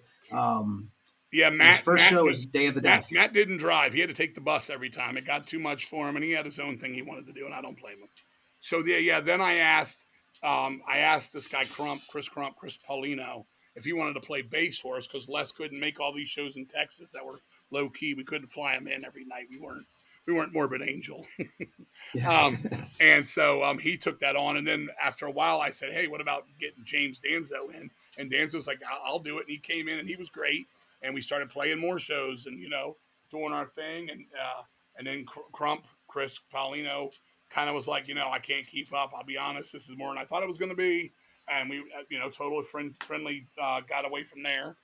Went to see Y&T one night, saw this band open up. They were playing Stone Temple Pilots and all kinds of bullshit like that. And it was this guy named Walter. And I was like, hey, he's a good bass player. I was like, I don't know what he's doing in this shit. And he came over when it was over. I think he was wearing an Angel T-shirt. And I said, man, can you play good music too? And he said, yeah, it's a cover band I do for whatever. So I took his number down and I said, all right. I didn't even hear him play outside of that night. I knew he could do it. And he became the bass player, Walter White. And I think it was like, I don't know exactly when that was. 13, 14. Does that sound right? And Mays, Eric he was on here with me. He would be like, yeah, this is the exact day it was. But yeah, he's been in a band at least 10 years. Well, 2012, Eric Mays left. I know he had health problems. I know he passed away in 2016, but he was a really good friend of you guys, right? He was really important part of the band. He was Shane's best friend in the world. He was a dear friend, but he was a partier, man. And I don't mean he was a smoke of cigarettes, drink a lot of drink kind of guy. He got told that his liver was failing him. They did some kind of experimental thing where they hooked his functions of his liver into his brain, and he still drank and did all that. So he went down in a blaze of glory. He was a party machine. He was a hell of a drummer and a great guy. We all miss him too, man. And Walter White came in after that. Yeah, Walter's on bass, and Dave came back. Dave came back. I was like, dude, you should come back and play. We saw him. He's like, I can do it, man. I want to do it. I miss it. He came back, and we started rolling again. You said both bands toured 2013. 2013, you also, like you said, Buried the Hatchet came out from October 31. You also signed with Hell's Headbangers, which you're with now. And we mentioned 2015, Mike is overseas doing government work. And you guys are basically what James plays his last show with the band 2015. And then Matt from October 31 takes his place for the live shows? Yep. Matt was in a band with Walter called Acid Queen, which was all new wave British heavy metal. They'd play Grim Reaper, Holocaust, Saxon, Raven, Venom, Witchfinder General covers. And he was a good player. And he had joined up with October 31. I met him at one of these Defenders of the Old festivals that was going around with all the old bands. He was a super nice guy. And then I said, I don't know if he can play fast like this because he's as smart as a whip, but he's a little bit slower. But he came in and he proved me wrong. He knew exactly what he was doing. So he joined. He was in both bands then. And wasn't there a guy at a show that I think it might have been the same year in DC that shit out his organs at one of your shows? Yes, that's a true story, my friend. It was during Morbid Shape in Black. When the show was over, the guy that ran the place, I was walking around. I said, "Why does it smell in here? Did a dog come in here and shit on the floor?" And they're like, "You didn't see it when you were playing, dude. But this guy, his fucking organs came out his asshole." I said, what? And they're like, yeah, they came and took him away. I'm like, are you kidding me? It's like, dude, he literally shit his guts up. I'm like, we weren't on stage that long. They got him in and out. They're like, dude, they literally came in and immediately said, we got to get him to the hospital. And he left. I'm like, what the fuck? So a lot of times now I introduce that song as Morbid Shape in Brown. And I tell that story. Uh-huh. That was at a place called Rock and Roll Hotel in DC. That was with Pig Destroyer. And 2017, you mentioned your book. That's when your book came out, right? Stay Ugly: The Life and Near Deaths of King Fowley. So that book's not available. That book is really hard to find, man. And that is a book that I definitely.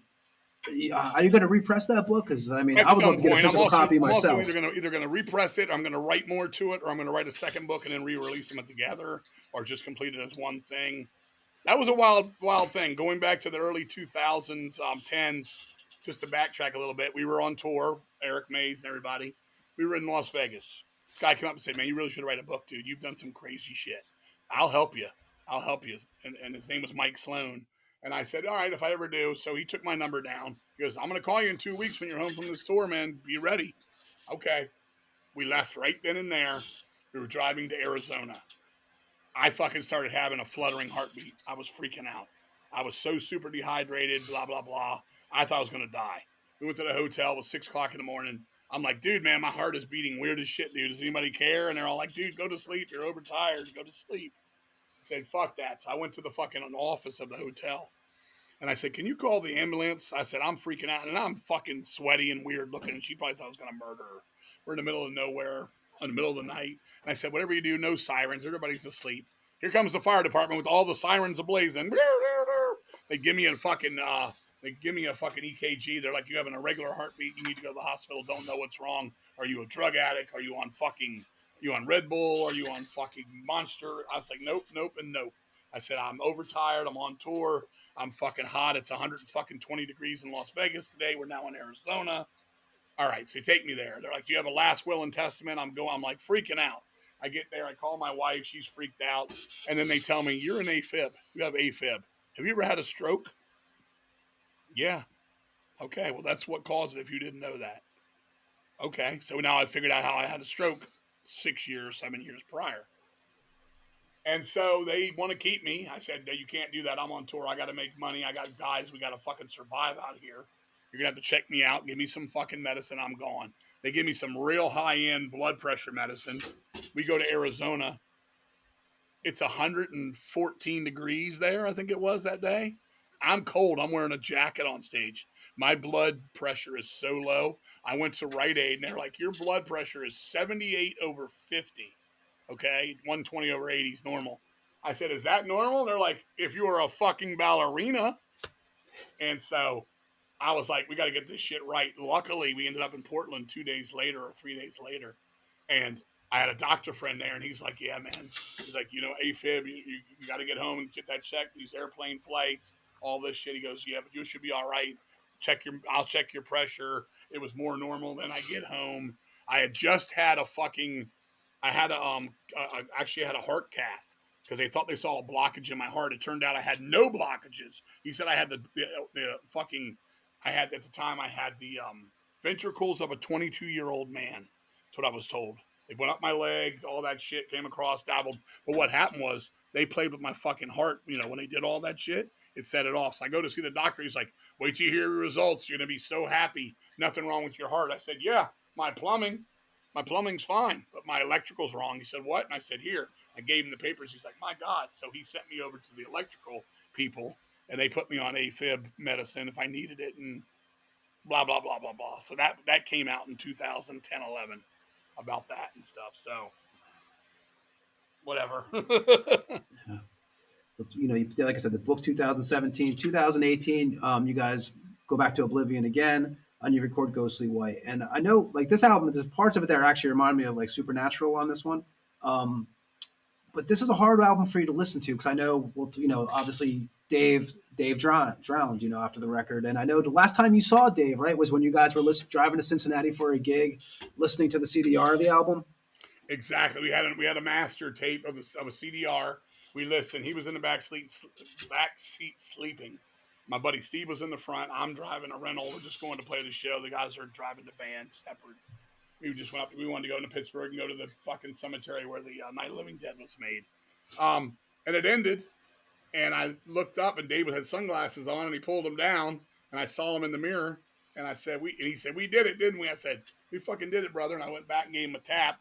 Played a show that night. He went home.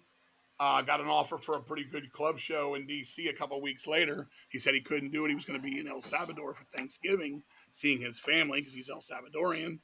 He went there. Him and his brother were playing Frisbee on a beach. The Frisbee went towards the water. Dave went to get it in the water. A riptide came, took him out to sea. Dave could bench press 300 pounds, 400 pounds, could run fucking 30 miles, couldn't swim a fucking lick.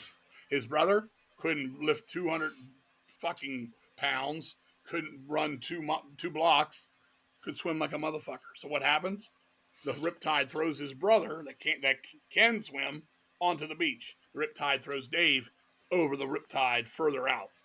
Dave fights and fights. His brother's yelling, stride with it, stay parallel. He eventually goes under. His brother tries to go out there and save him. The lifeguard's like, I can't allow this. You cannot do this. So he dies in the water. 30, 45 minutes go by. The lifeguard, he's like, what do? We have to get the body. He's like, the sharks have already eaten the body. Sharks always get the body. And then all of a sudden, the fucking water shot him up on the fucking shore. And his brother Julio told me, I looked at him, and I swear to God, he looked at me, and he was alive. He said he was dead. He was like, he really was dead. But I was like, he's alive. We tried to give him CPR. He was passed away. So they buried him within like 2 to 3 days. He was buried in El Salvador, his homeland. So when I hear that record, that's all I can think about. And it fucks it up for me. I want to, he played his ass off. He was going through a lot of stuff at the time. He didn't think he had enough time, and he didn't put enough time into it. He did. He was right on the money with everything he did. And it just breaks my fucking heart. You know, one of my best friends in the world, in the music, out of the music, the things he did for my family when we lost our house, the one we'd been in so many years. He came there within 2 weeks and patched up all the holes and everything we needed to fix that we didn't fix, painted the entire fucking house.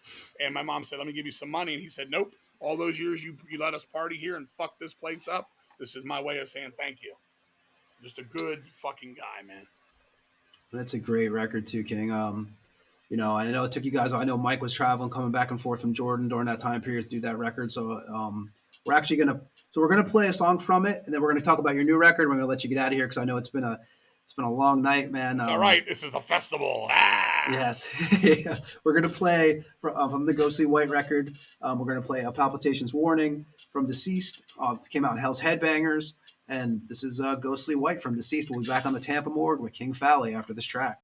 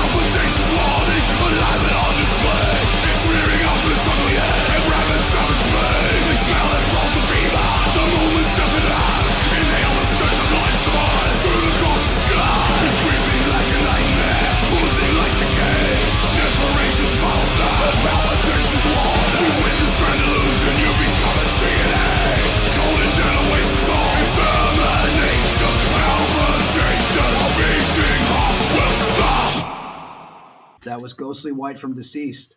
That's from the album Ghostly White. That's Palpitations Warning. Now, King, Hell's Headbangers, man, you have a great relationship with them, right? I know they're pretty much. Are they your favorite label you've worked with? Pretty much. Absolutely. Everything they promised, they delivered. Everything. I got nothing bad to say about them at all. Even Justin's fucking crazy ass fucking bra show he does on YouTube. I just goofy that motherfucker. Love him. Love all those guys. They've been behind us. We're busting our ass with Children of the Morgue right now, doing tons of press, promo, getting the record out there, working on getting the vinyl out. Because ever since COVID, all of a sudden, everything in the world's slower, more expensive. And, the excuse of the world is COVID on anything still to this day. They're going around all that kind of nonsense and making it happen. And we love them. Yeah, no, I mean, I know that, and like you said, Justin, he's doing his channel. I mean, he has an army of followers, man. I mean, it's crazy what he's built on that thing. Yeah, you've seen me on there, I'm sure. I've seen you on there, like, definitely. Dude, ask him why he's got the goofiest hair and shit. How come he makes fun of people when he's looks like he's an Italian Guido disco dancer or whatever? So I go on there, I'm like, well, people asking me, I'm like, you get $10 to get asked these questions. I got to come on here and ask you these questions. He's like, what are you talking about? I'm like, I don't know. These fucking people ask me. Why? I'm like, you answer these fucking questions for free, you asshole.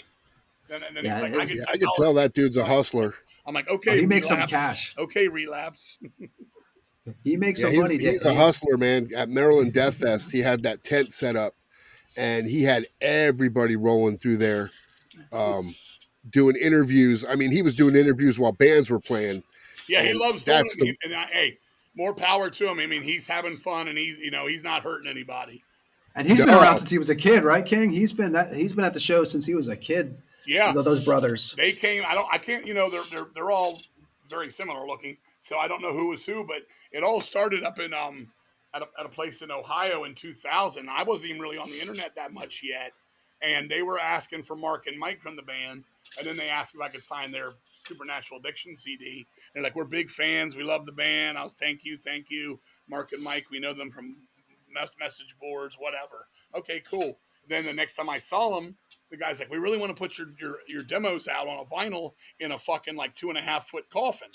And I'm like, okay. And I'm thinking they're blowing smoke out my ass, or they're just, I got a lot of friends that want to do a lot of things, but until they have the money or, it's a dream, and we're all dreaming.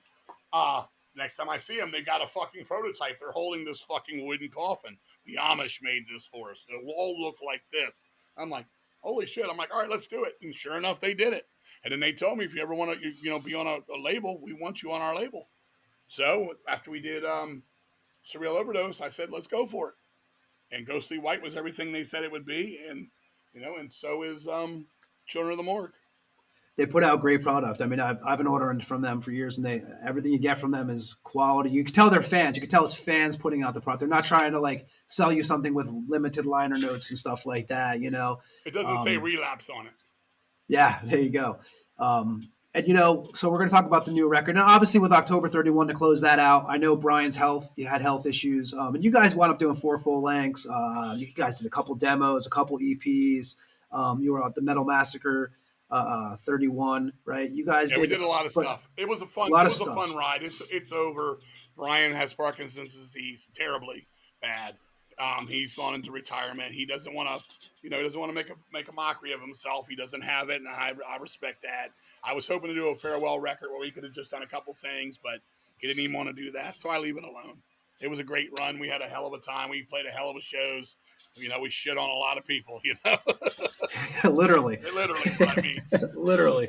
And then obviously you got the Ghostly White came out, and you guys did also Rotten to the Core, the cover albums you did, Thrash Times, great records, man. I'm proud of that Thrash Times, because I wanted to see what I had in the tank vocally, because I wanted to recreate I didn't want to just sing my way. I wanted to sing their way on all that, especially stuff like Blessed Death, and, some of that crazier shit. You guys did Cyclone from Belgium, which I thought was killer. Yeah, I wanted to do different. People like, come on, man, where's Slayer? Where's Creator? I'm like, we've already done that, man. We're trying to pay. There's a deeper fucking list than just, Slayer, Sodom, and Creator, You guys are Lethal Aggression from Jersey, obviously. Oh, yeah. Cryptic Slaughter. I mean, good stuff. And the new album, Children of the Morgue, which comes out August 30th, 2024. I have 12 tracks, right? I know you guys released another song yesterday, because we're going to close out the show tonight with the Children of the Morgue track. But you actually released a track last night, also. Fed to Mother Earth. Great song too.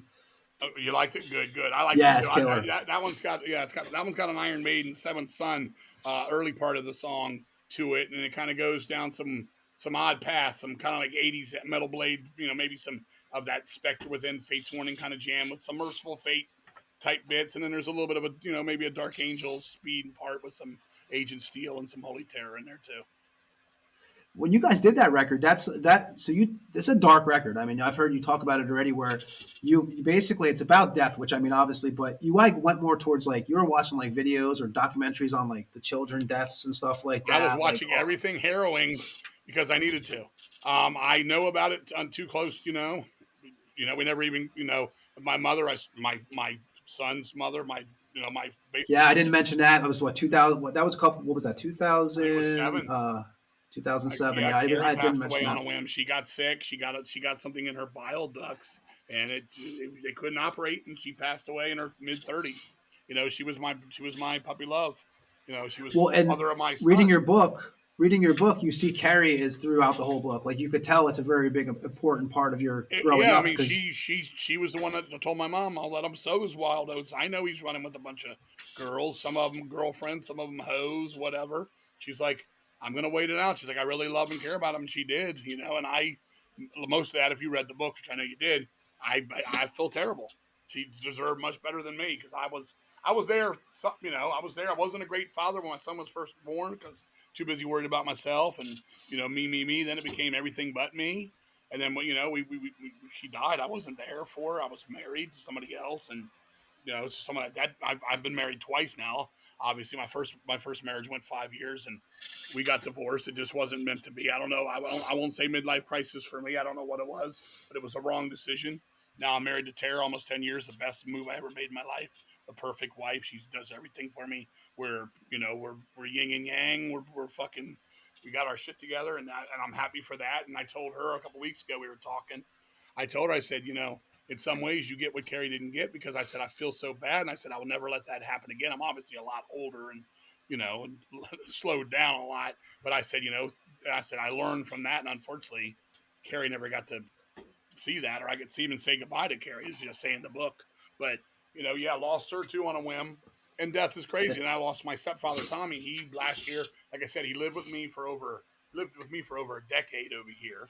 Had his own room. It was like, before I was married, the first 2 years I was here was me, my son, and Tommy. Now my son is married. He's got a kid, a son named Carson, who's 4. My grandson. I'm a grandfather. He's got a great wife, and her family's great. And then from there, Tommy got sick. He found out he had bladder cancer. We went and started, the chemotherapy. Within 2 months, he was so fucking sick from the chemo. He had like 9 blood clots in his lungs. Next thing I know, he wasn't in a hospice, but he was definitely in like an old folks home trying to heal. He had pneumonia. He was already had years of smoking and all this. And he literally, I thought he was getting better. Got a call, and they basically said, "Yeah, is this Tom?" His name was Tommy Johnson. "Is this Tommy Johnson's son?" I said, "Yes, it is." He said, "He is having problems breathing right now, and he's in cardiac arrest. Should we keep trying to revive him?" I said, "Yeah." And then they said, "We're going to call you back in a minute." And they called back 15 minutes later, and they said, "Well, we got him breathing sort of again, but he keeps having heart failure." And I said, "Well, get him in a fucking ambulance and get him to the hospital." And then he died in the ambulance on the way over there. And that broke my heart too. A great man, an old man. He loved his beers. He wasn't no whiskey drinking motherfucker, but he liked to go over, have 3 or 4 beers a day and smoke his cigarettes. He was an old schooler. He grew up with Elvis Presley and, and that kind of stuff. But what I'm getting at is death. And then with Dave passing away, I just lost Dennis, who was the guy that did the Death Bash house, which we never really went into that, but he was the guy that threw all the parties back then, let us jam at his house, played guitar in Tombstone. He just passed away. So we're all getting older. We're going to see more of this. Our idols are falling too. You're starting to see. I thought with Amos, the new drummer, he was actually recommended from Dave, who passed. Well, obviously the drummer. When we were on tour with his band, Death of Kings. How's that a good name for a band to tour with when your name's King? Death of Kings. Dave said, "If anything ever happens to me, this motherfucker can play it." And he pointed at Amos. And I said, "Yeah, he's a hell of a drummer." And as soon as Dave passed away, a couple of days later, me and Shane had to have the talk. What are we going to do next? And I said, "Man, there's this guy Amos, man, that Dave told me." I said, "I'm going to get ready to call him up and see what he thinks." I get a letter in the mail from fucking Amos in pencil on paper. "You guys were great on tour. I saw you guys were like a family. It was a lot of love, a real band. We really enjoyed you. You guys treated us great and blah, blah, blah, blah, blah. And if you ever need any help, dude, I'm here for Dave. I'm here to honor his and deceased. I'd love to help."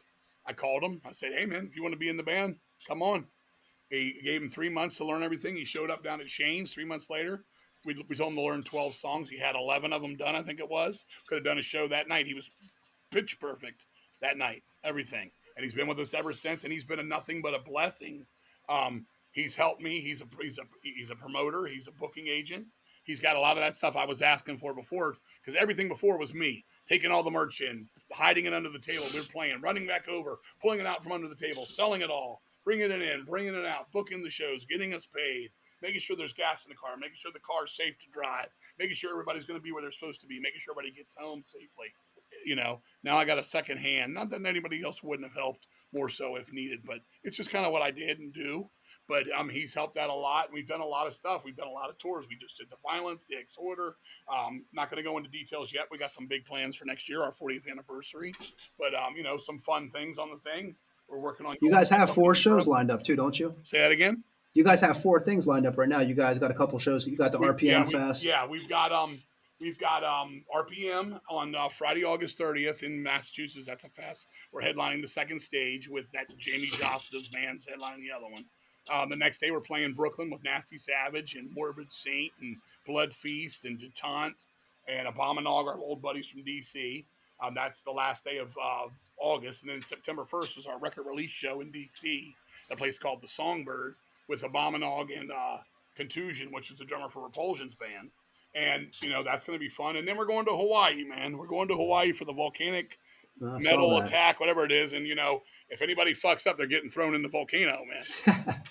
And then you guys got Martian Cadavers you guys are working on next. But we're regrouping, We've been really just pushing the new record. We're really proud of Children of the Morgue. I'm so happy. Amos came through. We didn't jam a lot with Amos on that record. He learned it at home, and he came prepared. And that's what you have to do nowadays. We're older, and, we're not as crazy as you were 20 years ago with things to do. But it's still a lot of homework. Whether it's playing shows or not, you better come knowing your shit. And everybody did. And we sat there, and I went down. I put 4,000 miles on my car because every night I'd drive back home. It was like 3 hours each way. I would never stay down there and come home to my wife and sleep in my bed and get up at 7, fight the traffic, go down. It was in Upper Marlboro, Maryland, which is, it's about 150, 160 miles from here, and traffic in Philly in the morning, blah, blah, blah. But it was worth every penny of it. And we did it at Oblivion again. Mike rules. It was a family thing. And Mike does a solo on the record too, right? You actually made him part of the record. Adams plays some stuff on the record. Matt plays on the record. Walter's on the spoken part of the song from last night.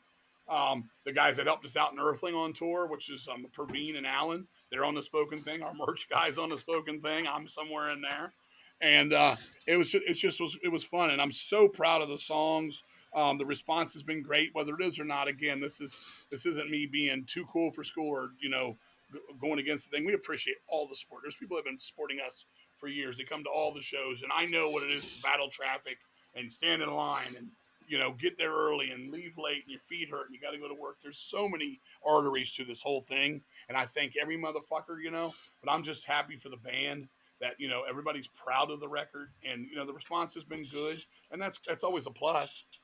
That's all. It's a plus. At the end of the day, it's our epitaph. Every record's an epitaph. We'll all be gone one day. Can we be proud of what we left behind on this earth? And musically, I look at everything. It's all a learning experience. I'm looking at Children of the Morgue in front of me. None of these are perfect, but I do see a natural climbing the stairs. They're getting better and better. And who did the artwork for the Morgue album? Who did it? Who did the art for that? Yeah, a friend of mine named Desmond Ambrose. He did it. He's a super good artist. He actually just painted Jeff Hanneman's on the back of his Jeff Hanneman's wife's jacket, like the exact him, like not a cartoon of him, but him. I think he'd done one other album cover, but he wanted forever to do one. I met him at one of those chillers like 25 years ago. He sold me a Entrance Scorpion shirt. He was making shirts back then. He's doing it again now. But he did a hell of a job. He did exactly what I asked him to do.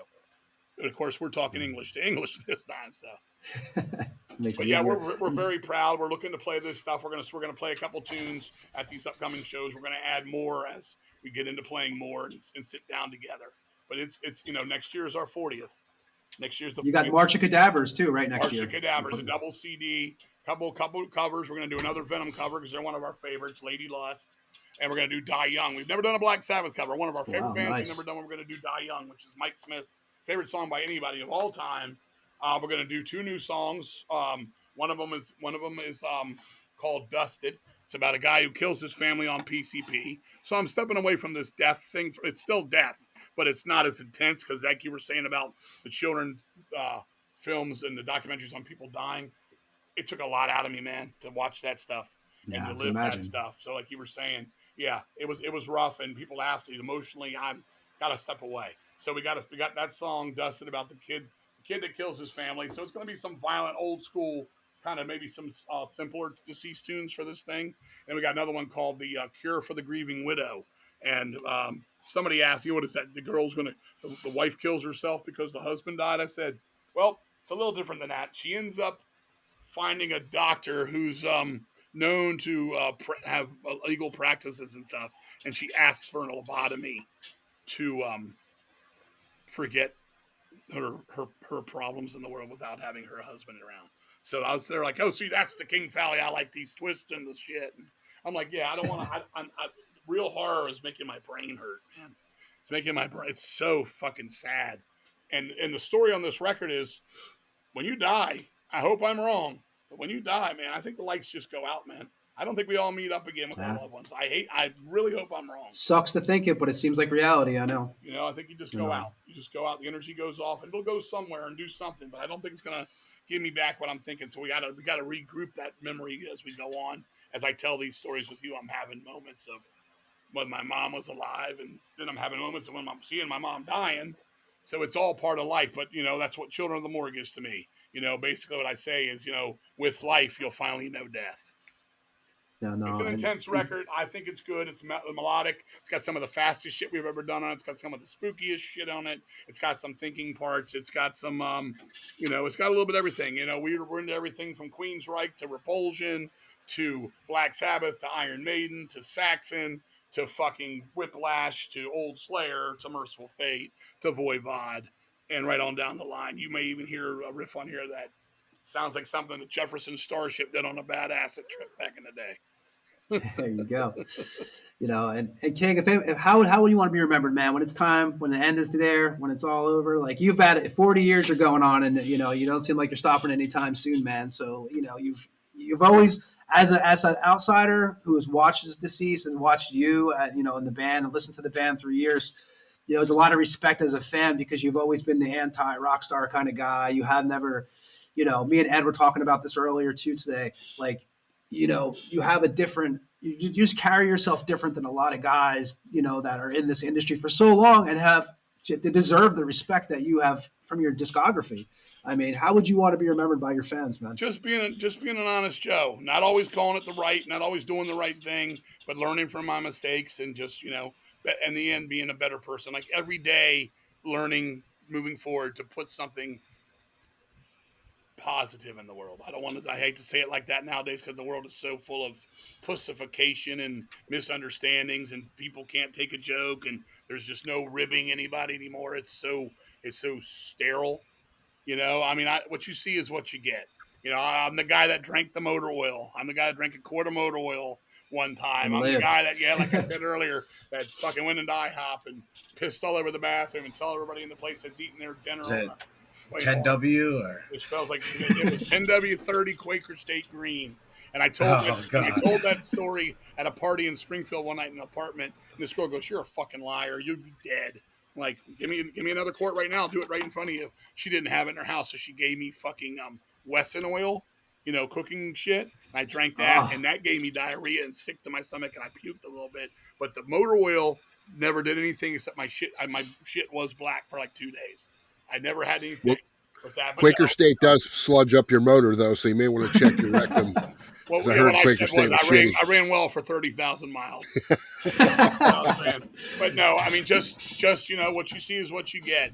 You know, at the end of the day, like I said early on, when we started realizing how the underground worked, we saw, I want to be like these guys. I want to be like, you know, the good guys. I want to be the guys over here that like we're trying to help the underground. I don't want to be these guys over here that are like, the whole world's against us to begin with. We don't need to be against ourselves within ourselves, you know. And that's what I was seeing with those Morbid Angels and the rock star trips. I just can't go there.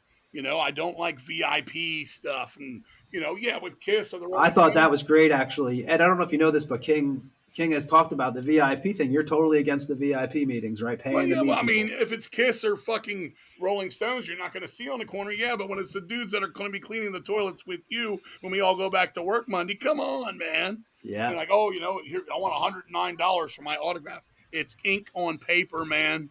Stop. Everybody needs to stop. Nobody in this underground, I don't care how far and how many records you've sold, nobody's Mick Jagger. Nobody's Gene Simmons. Okay? Those guys we don't see them everywhere. It's, you know what I'm saying? It's hard to see Bruce Dickinson. And Maiden doesn't even do that shit to begin with. Like Voivod. Voivod's a pretty goddamn long known. They come out and they're like, we'll come out and sign anything because they want to thank you. Because this is what it's about. And that's what I want to be a part of. I want to say, I'm with this side on this subject. I'm on this. I'm not trying to turn into anything political because I hate politics. But I would like to, can we get the t-shirt cost down a little bit? Can we stop making every year? Is there ever a year when something can go down in cost a little bit? Because there is ways to do this that people would stop being greedy. So it's crazy now, King. Even metal shows, you go to metal shows, you're paying $30, $40 for a t-shirt now. We're used to pay. I mean, I remember being a kid paying 15 at the most. Now it's like you're not leaving under 25, $30 for a t-shirt. T-shirt. A couple colors on it. I've seen bands sell white on black for $30, $35. I'm like, come on, man. I'm not saying Motorhead did it by any means, but like the Motorhead pig. Like if it was just that, and you go to a place or a CBGB shirt. Like, what the fuck? That cost it like $1.80 to print. Well, look at the cost of shows now to get in. Some of these shows, because they have 3 or 4 bands that might be big, I mean, especially in Tampa. I mean, a couple of them, I was like, man, if it weren't for my boy Terry Butler saying, hey, I put you on the guest list, I don't know if I would have went because $35 to go see like Vader, I don't know if, I don't know. I just don't know.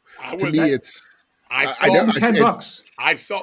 Let's put it this way. I know they're bigger. They're not big, but they're legends. That Styx Foreigner I brought up earlier. We were in the pavilion. It was $25. That included parking and everything. Now I know there's going to be 10, 15,000 old timers there like ourselves that roller skated and ice skated to that shit growing up. Yes, I get it. You're not going to get that with other bands, but come on, man. There's got to be some kind of give or take here. It's just getting ridiculous. Like he's saying with the fucking, whether it's, you got to fucking pay to park now. When we grew up, you didn't pay to park in the parking lot at a concert. It was in the ticket price. Now you got to pay for that. And then you got to go in there and then they want a fucking coat, charge you to put your coat up somewhere. Then it's $12 beers. And then it's $40 shirts. And then it's fucking the sound sucks because the guy that's working it doesn't want to be there to begin with. I hate shitty death metal. It's just thing after thing. So if we're gonna pay the price, I want the motherfucking experience. You know what I'm saying? If I'm paying to fuck Charlie's Angels, give me Charlie's Angels. Exactly. Right. You know what I'm saying? They're doing in Tampa a lot where you're going to a show and they're kicking you out right when the show's over because they want to have a dance club open up. It's dance club time. Get the fuck out of here. They're like, that's bullshit. Well, I know that Morbid show, that Morbid tour that's coming, I saw that some of the tickets are like $55, $60. And I'm just like, I'm sorry. Look at the King Diamond. Look at the King Diamond. Some people are paying like $600 to meet him. Come on, man. Jesus, I had a friend that just told me a story last Thanksgiving. It was a record show here. He went and he paid $800 to meet King Diamond. Jesus. He couldn't get within 10 feet of him. They took a fucking special lens on the camera and made it look as if the kid was close to him. Never even said hi to him. And he paid. He won't sign stuff either. They just give you, I think it's like you get a signed poster, right, Joe? It was. You get like signed. They don't you can't actually bring a record and get it signed by them. Yeah, that's fucked up. If you're paying VIP price and you can't get your shit signed, fuck that. I've had people come up to me, how much it cost you to sign my CD? I said, you got about 10 seconds of smelling my fucking just left the stage breath. That's what it cost me. That's what I tell them. It doesn't cost shit. It'll never cost shit. And we played a show. The band I'm talking about, they're people I know. I consider them friends. We never see each other anymore. But Dying Fetus, not a fan of the music, not my thing. But they did this VIP thing, $109 sign stuff. Wow. When we went to play the Hell in the Harbor thing last year in Maryland, they were one of the headliners, and I went on stage and I started talking about that fucking. Fuck this VIP. Don't ever let any motherfucking band that plays this underground festival charge you for their fucking autograph. I never said their name out of respect. Shane, our guitar player, he was in a band with Sean years ago from Dying Fetus. I said, I'm not going to say names, but I was like, I mean it. I mean, I'll say it. I don't give a fuck. I'm doing it out of respect for my guitar player, so I didn't say anything. But the VIP shit is ignorant. Ignorant. People are like, well, they got to make money to survive. We got to make money to fucking survive too. You think we want to fucking? You can't just sign my CD. I just drove here to your concert, dealt with all the traffic, all the fucking killers, mad killers in the world out there, the fucking weather, the fucking everything else that comes with it, the park. Have to go to work the next door at 7 o'clock in the morning. And you will not sign a CD without me paying you more money to sign it. Well, now you got the venues. I love eat my shit. Yeah, you got the venues now taking their cut of your merch too. Yep. So that's another fucking like Live Nation was absolutely crippling bands with their fees and what they were taking from people. But yet you don't get a cut of that alcohol. You don't get a fucking penny of the alcohol that you're helping them sell. Yeah, it's bullshit. Yeah, and everybody's just sitting by and just getting fucked right up their ass, man. They're just taking it. And because I'm like just like I'm being right now for our last 5 minutes of this conversation, this is what Relapse said. I'm hard to work with. I was pointing out obvious facts that to me any underground person, not because I'm right or wrong, but that any underground person would at least address in some way. Because we try. Yeah, and if you go to Mexico or South America, they're bootlegging your shit, and it's legal. You can't do nothing about it, and you're losing money on your merch. And you're not getting paid a lot for your show because it's South America and Mexico, and no disrespect, it's just what it is. Right. So how do you make money? That's right, and that's why when I go and do this, I'm not greedy. I always said I'm not greedy, but I'm not stupid either. Give me what's fair, and I'll be fair with you. I'll even go on a man's handshake, even though I know nowadays that don't mean shit for most people. I'll go on a man's handshake, but at the end of the night, you don't go with that man's handshake. I will show you what a man's foot up your ass is like these days. I'm an old 100%. Guy. I'm 56 and beat up, but I'm still 320 pounds. And I told my buddy the other day, I said, I may not be as fast as I used to be, but if I hit you with this motherfucker, I may lose the fight now because I'm old, but you will not forget this hit. So don't go there. And it's all about having fun. Like we've sat here and talked for hours, and we're all, we're still enjoying each other's company, I think. And it's fun. Exactly, you know what I'm saying? But some people's like, fuck this dude. Let me get off this fucking line. Fuck you. Oh yeah, dude. Man. You even deal with shit up. Like we've been really lucky. We had actually Dawn of the Dead was great, man. We talked to him for 5 hours. Right on. He won't. Great fucking guy. Stop. Great guy. Great guy, man. I love Don. Yeah, great guy. Listen, man, the angry stigmata, I get it too. Tony's got the old angry Ed. People think that because they look at me and I have a shit-eating look on my face that I'm just angry. How about I'm just sitting here, not doing anything, and people get the wrong image, you know what I mean? So trust me, when you talk shit, no fucks given. No fucks given. That's what I've heard about you. You're just a no fucks given guy. That's true. And then while we're doing all this talking, Mr. Silent over here, remember, it's the quiet ones you got to watch out for. It's this guy. That's right. He was told to shut up. Don't talk ever. We'll cut your tongue out like the Twilight Zone episode. I just watched Twilight Zone tonight, actually. Head on. You know which one I'm talking about? The one where the guy has a contest. Yeah. Yep. Shut up. Yep. He's like, you can talk, man. You won. And he's like, removal of vocal cords. I couldn't do this. You know what problem I have, though, King? And I'm going to let you get out here because I know it's been hours now. But I got to say, with my wife's younger. She's 10 years younger than me. And that's a problem? I show her these movies. That's a great thing. But I show her these movies. Like I had her, Burn Offerings or Let's Scare Jessica to Death, these movies. And she looks at me afterwards and she's like, is that scary? I'm like, how are you missing? I mean, I know that when I first saw these, I was like 10 years old, 11 years old. But it's crazy that it doesn't have the same effect, because it's called She Grew Up in the CGI Era and we didn't. We grew up in the holy shit, that's scary. So she's scared of Jeepers Creepers too or something? Nah, she's more like the nun scares her. To me, that's not scary. That's like whatever. There's none. I call it. There's none more stupid. Yeah, I mean, and I just think it's the age thing. So I'm always like, hey, check out this. You're gonna love this shit. Like like I mentioned, the Twilight Zone. We actually watched the Twilight Zone movie tonight, and I've seen it a million times. Yeah. But the beginning with Dan Aykroyd, when you want to see something scary, I love that part. Yeah, it's the best part of the movie. And it is the best part of the movie. And I don't think she was impressed. She was like, I'm like, wait for this. My wife, my wife's like me. She likes the psychological. My wife is 16 years younger than me. I'm 56. She's 40. And she's not 40 yet. Until September, so I better say that. She's 39 forever. Basically, the bottom line is we watch movies and we get it. Like we're both big into Hereditary. We love Hereditary for a newer movie. We think it was so spooky, fucking fucked up, and we're digging it. But then a lot of people are like, "Oh, it's fucking stupid. It's like it's a psychological thriller." And it's like you just said, Twilight Zone. They're still spooky, man. They're still spooky to Great me. stuff. Burn Offerings is still stuff. spooky to me, but I've seen people watch it go, dude, I fell asleep. It was so fucking slow. I'm like, sorry, they weren't doing the fucking Macarena during the whole fucking thing. Yeah, I mean, I think it's like I said, it's all time and place when we were at that time period growing up and stuff. But King, man, we cannot thank you enough, dude. And I promise you, if you ever come back on, we won't keep you. We won't keep you this long. You're awesome, man. We can't break Don's record. Yeah, I know, right? Yeah, we got the. Well, actually, we did because Dawn's was offline for almost 2 hours. So we did 3-hour show and 2 hours offline. So just you've crushed him. We're over 4 hours. You've killed him. All right. Fuck that motherfucker then. He better not sell a fucking shirt within 1 mile of my laptop. Got to sign this contract here. But keep me posted. Now, how does this work? You're gonna edit it? So we'll edit up tomorrow. Like we'll have it edited up by tonight. I'm thinking tomorrow. It's already sunny here. We'll have it up. Yeah, his tomorrow. Tomorrow. We'll have it up tomorrow. I see it, man. Whoa. Yeah, it's sunny. I got the. Or later today. You can see my corpse. So let me see if you can see it here. It's my rooftop right there. Oh yeah, I see you.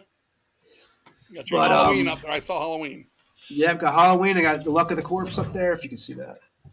I do. I think. Yeah, going on Maybe there. I don't. But yeah, man, we can't thank you enough, dude. And I'll get you everything. Like I'll send you the links and everything. And this will be on all the streaming sites. And actually, we're going to actually end the show with Children of the Morgue.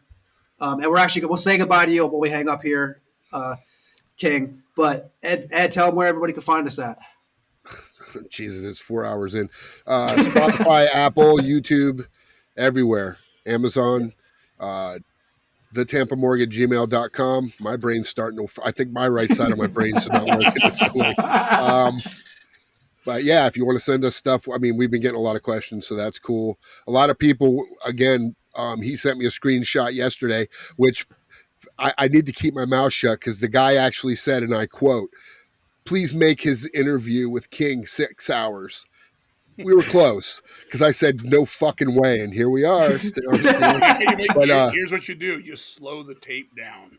Yeah, right. There you go. Do that voice, Ed. You could do. What's the voice you could do on your thing? Yeah. The fucking. So you want to see King Fowley, huh? There you go. We got you.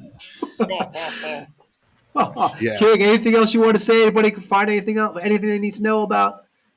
For me, merchandise, anything, man. Yeah. Nah, just support the scene. Look out for each other, man. And keep the world fucking better than it's fucking been. That's all. I mean, that's all I really had to say when I came on, man. And just keep playing music and bands that are having bands now. Please put the music first. Make the logo and the band photos and that video later down the road. Because if I hear any more records, I put them on. I'm like, I just can't listen to this. There's no. Yeah. I don't feel the passion. I do occasionally. Don't feel it. I think, Tony, we got to end it with this fucker. This dude's giving me a headache, and I'm about to throw him out of the building. Yeah, exactly. Just kidding, man. Just kidding. I would never do that. Hey, Joe, why don't you say anything over there? Why are you being so quiet, man? No, but I've just been listening, man. This is a hell of a first episode for me. This is a great time, and don't get used to it. Okay, all right, brother. Here's the bottom line. You got to transcribe this within the next 7 hours. That's right. All of it worded out in cursive, and I'll give you. That's right. I'll give you $200 for it. Bitches don't even know how to write cursive anymore. I know who does. Get my inkwell and a quill out.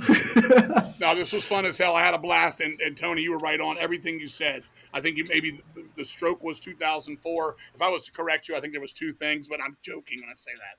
Man. I appreciate you giving me the fucking time, dude. Like I said, people were actually because the book kind of gets you up on par too. Oh yeah, but I was already ready. Then I read the book. I was like, oh shit, I got to see if he could stay 6 more hours now. But it's a great book. We can do a part 2 next time. We'll do it nude. Yeah, there you go, man. There you go. Assless chaps backwards. Y'all are ugly as shit. I'm telling you, man. Especially at this time in the morning. But keep me posted, Tony, on everything. Yeah. And King, I will. Definitely appreciate all 3 of you, man. I definitely do. You know that. Man. No, man, it was great having you on. It was. Thanks, and Ed, where are you at? You're in Florida?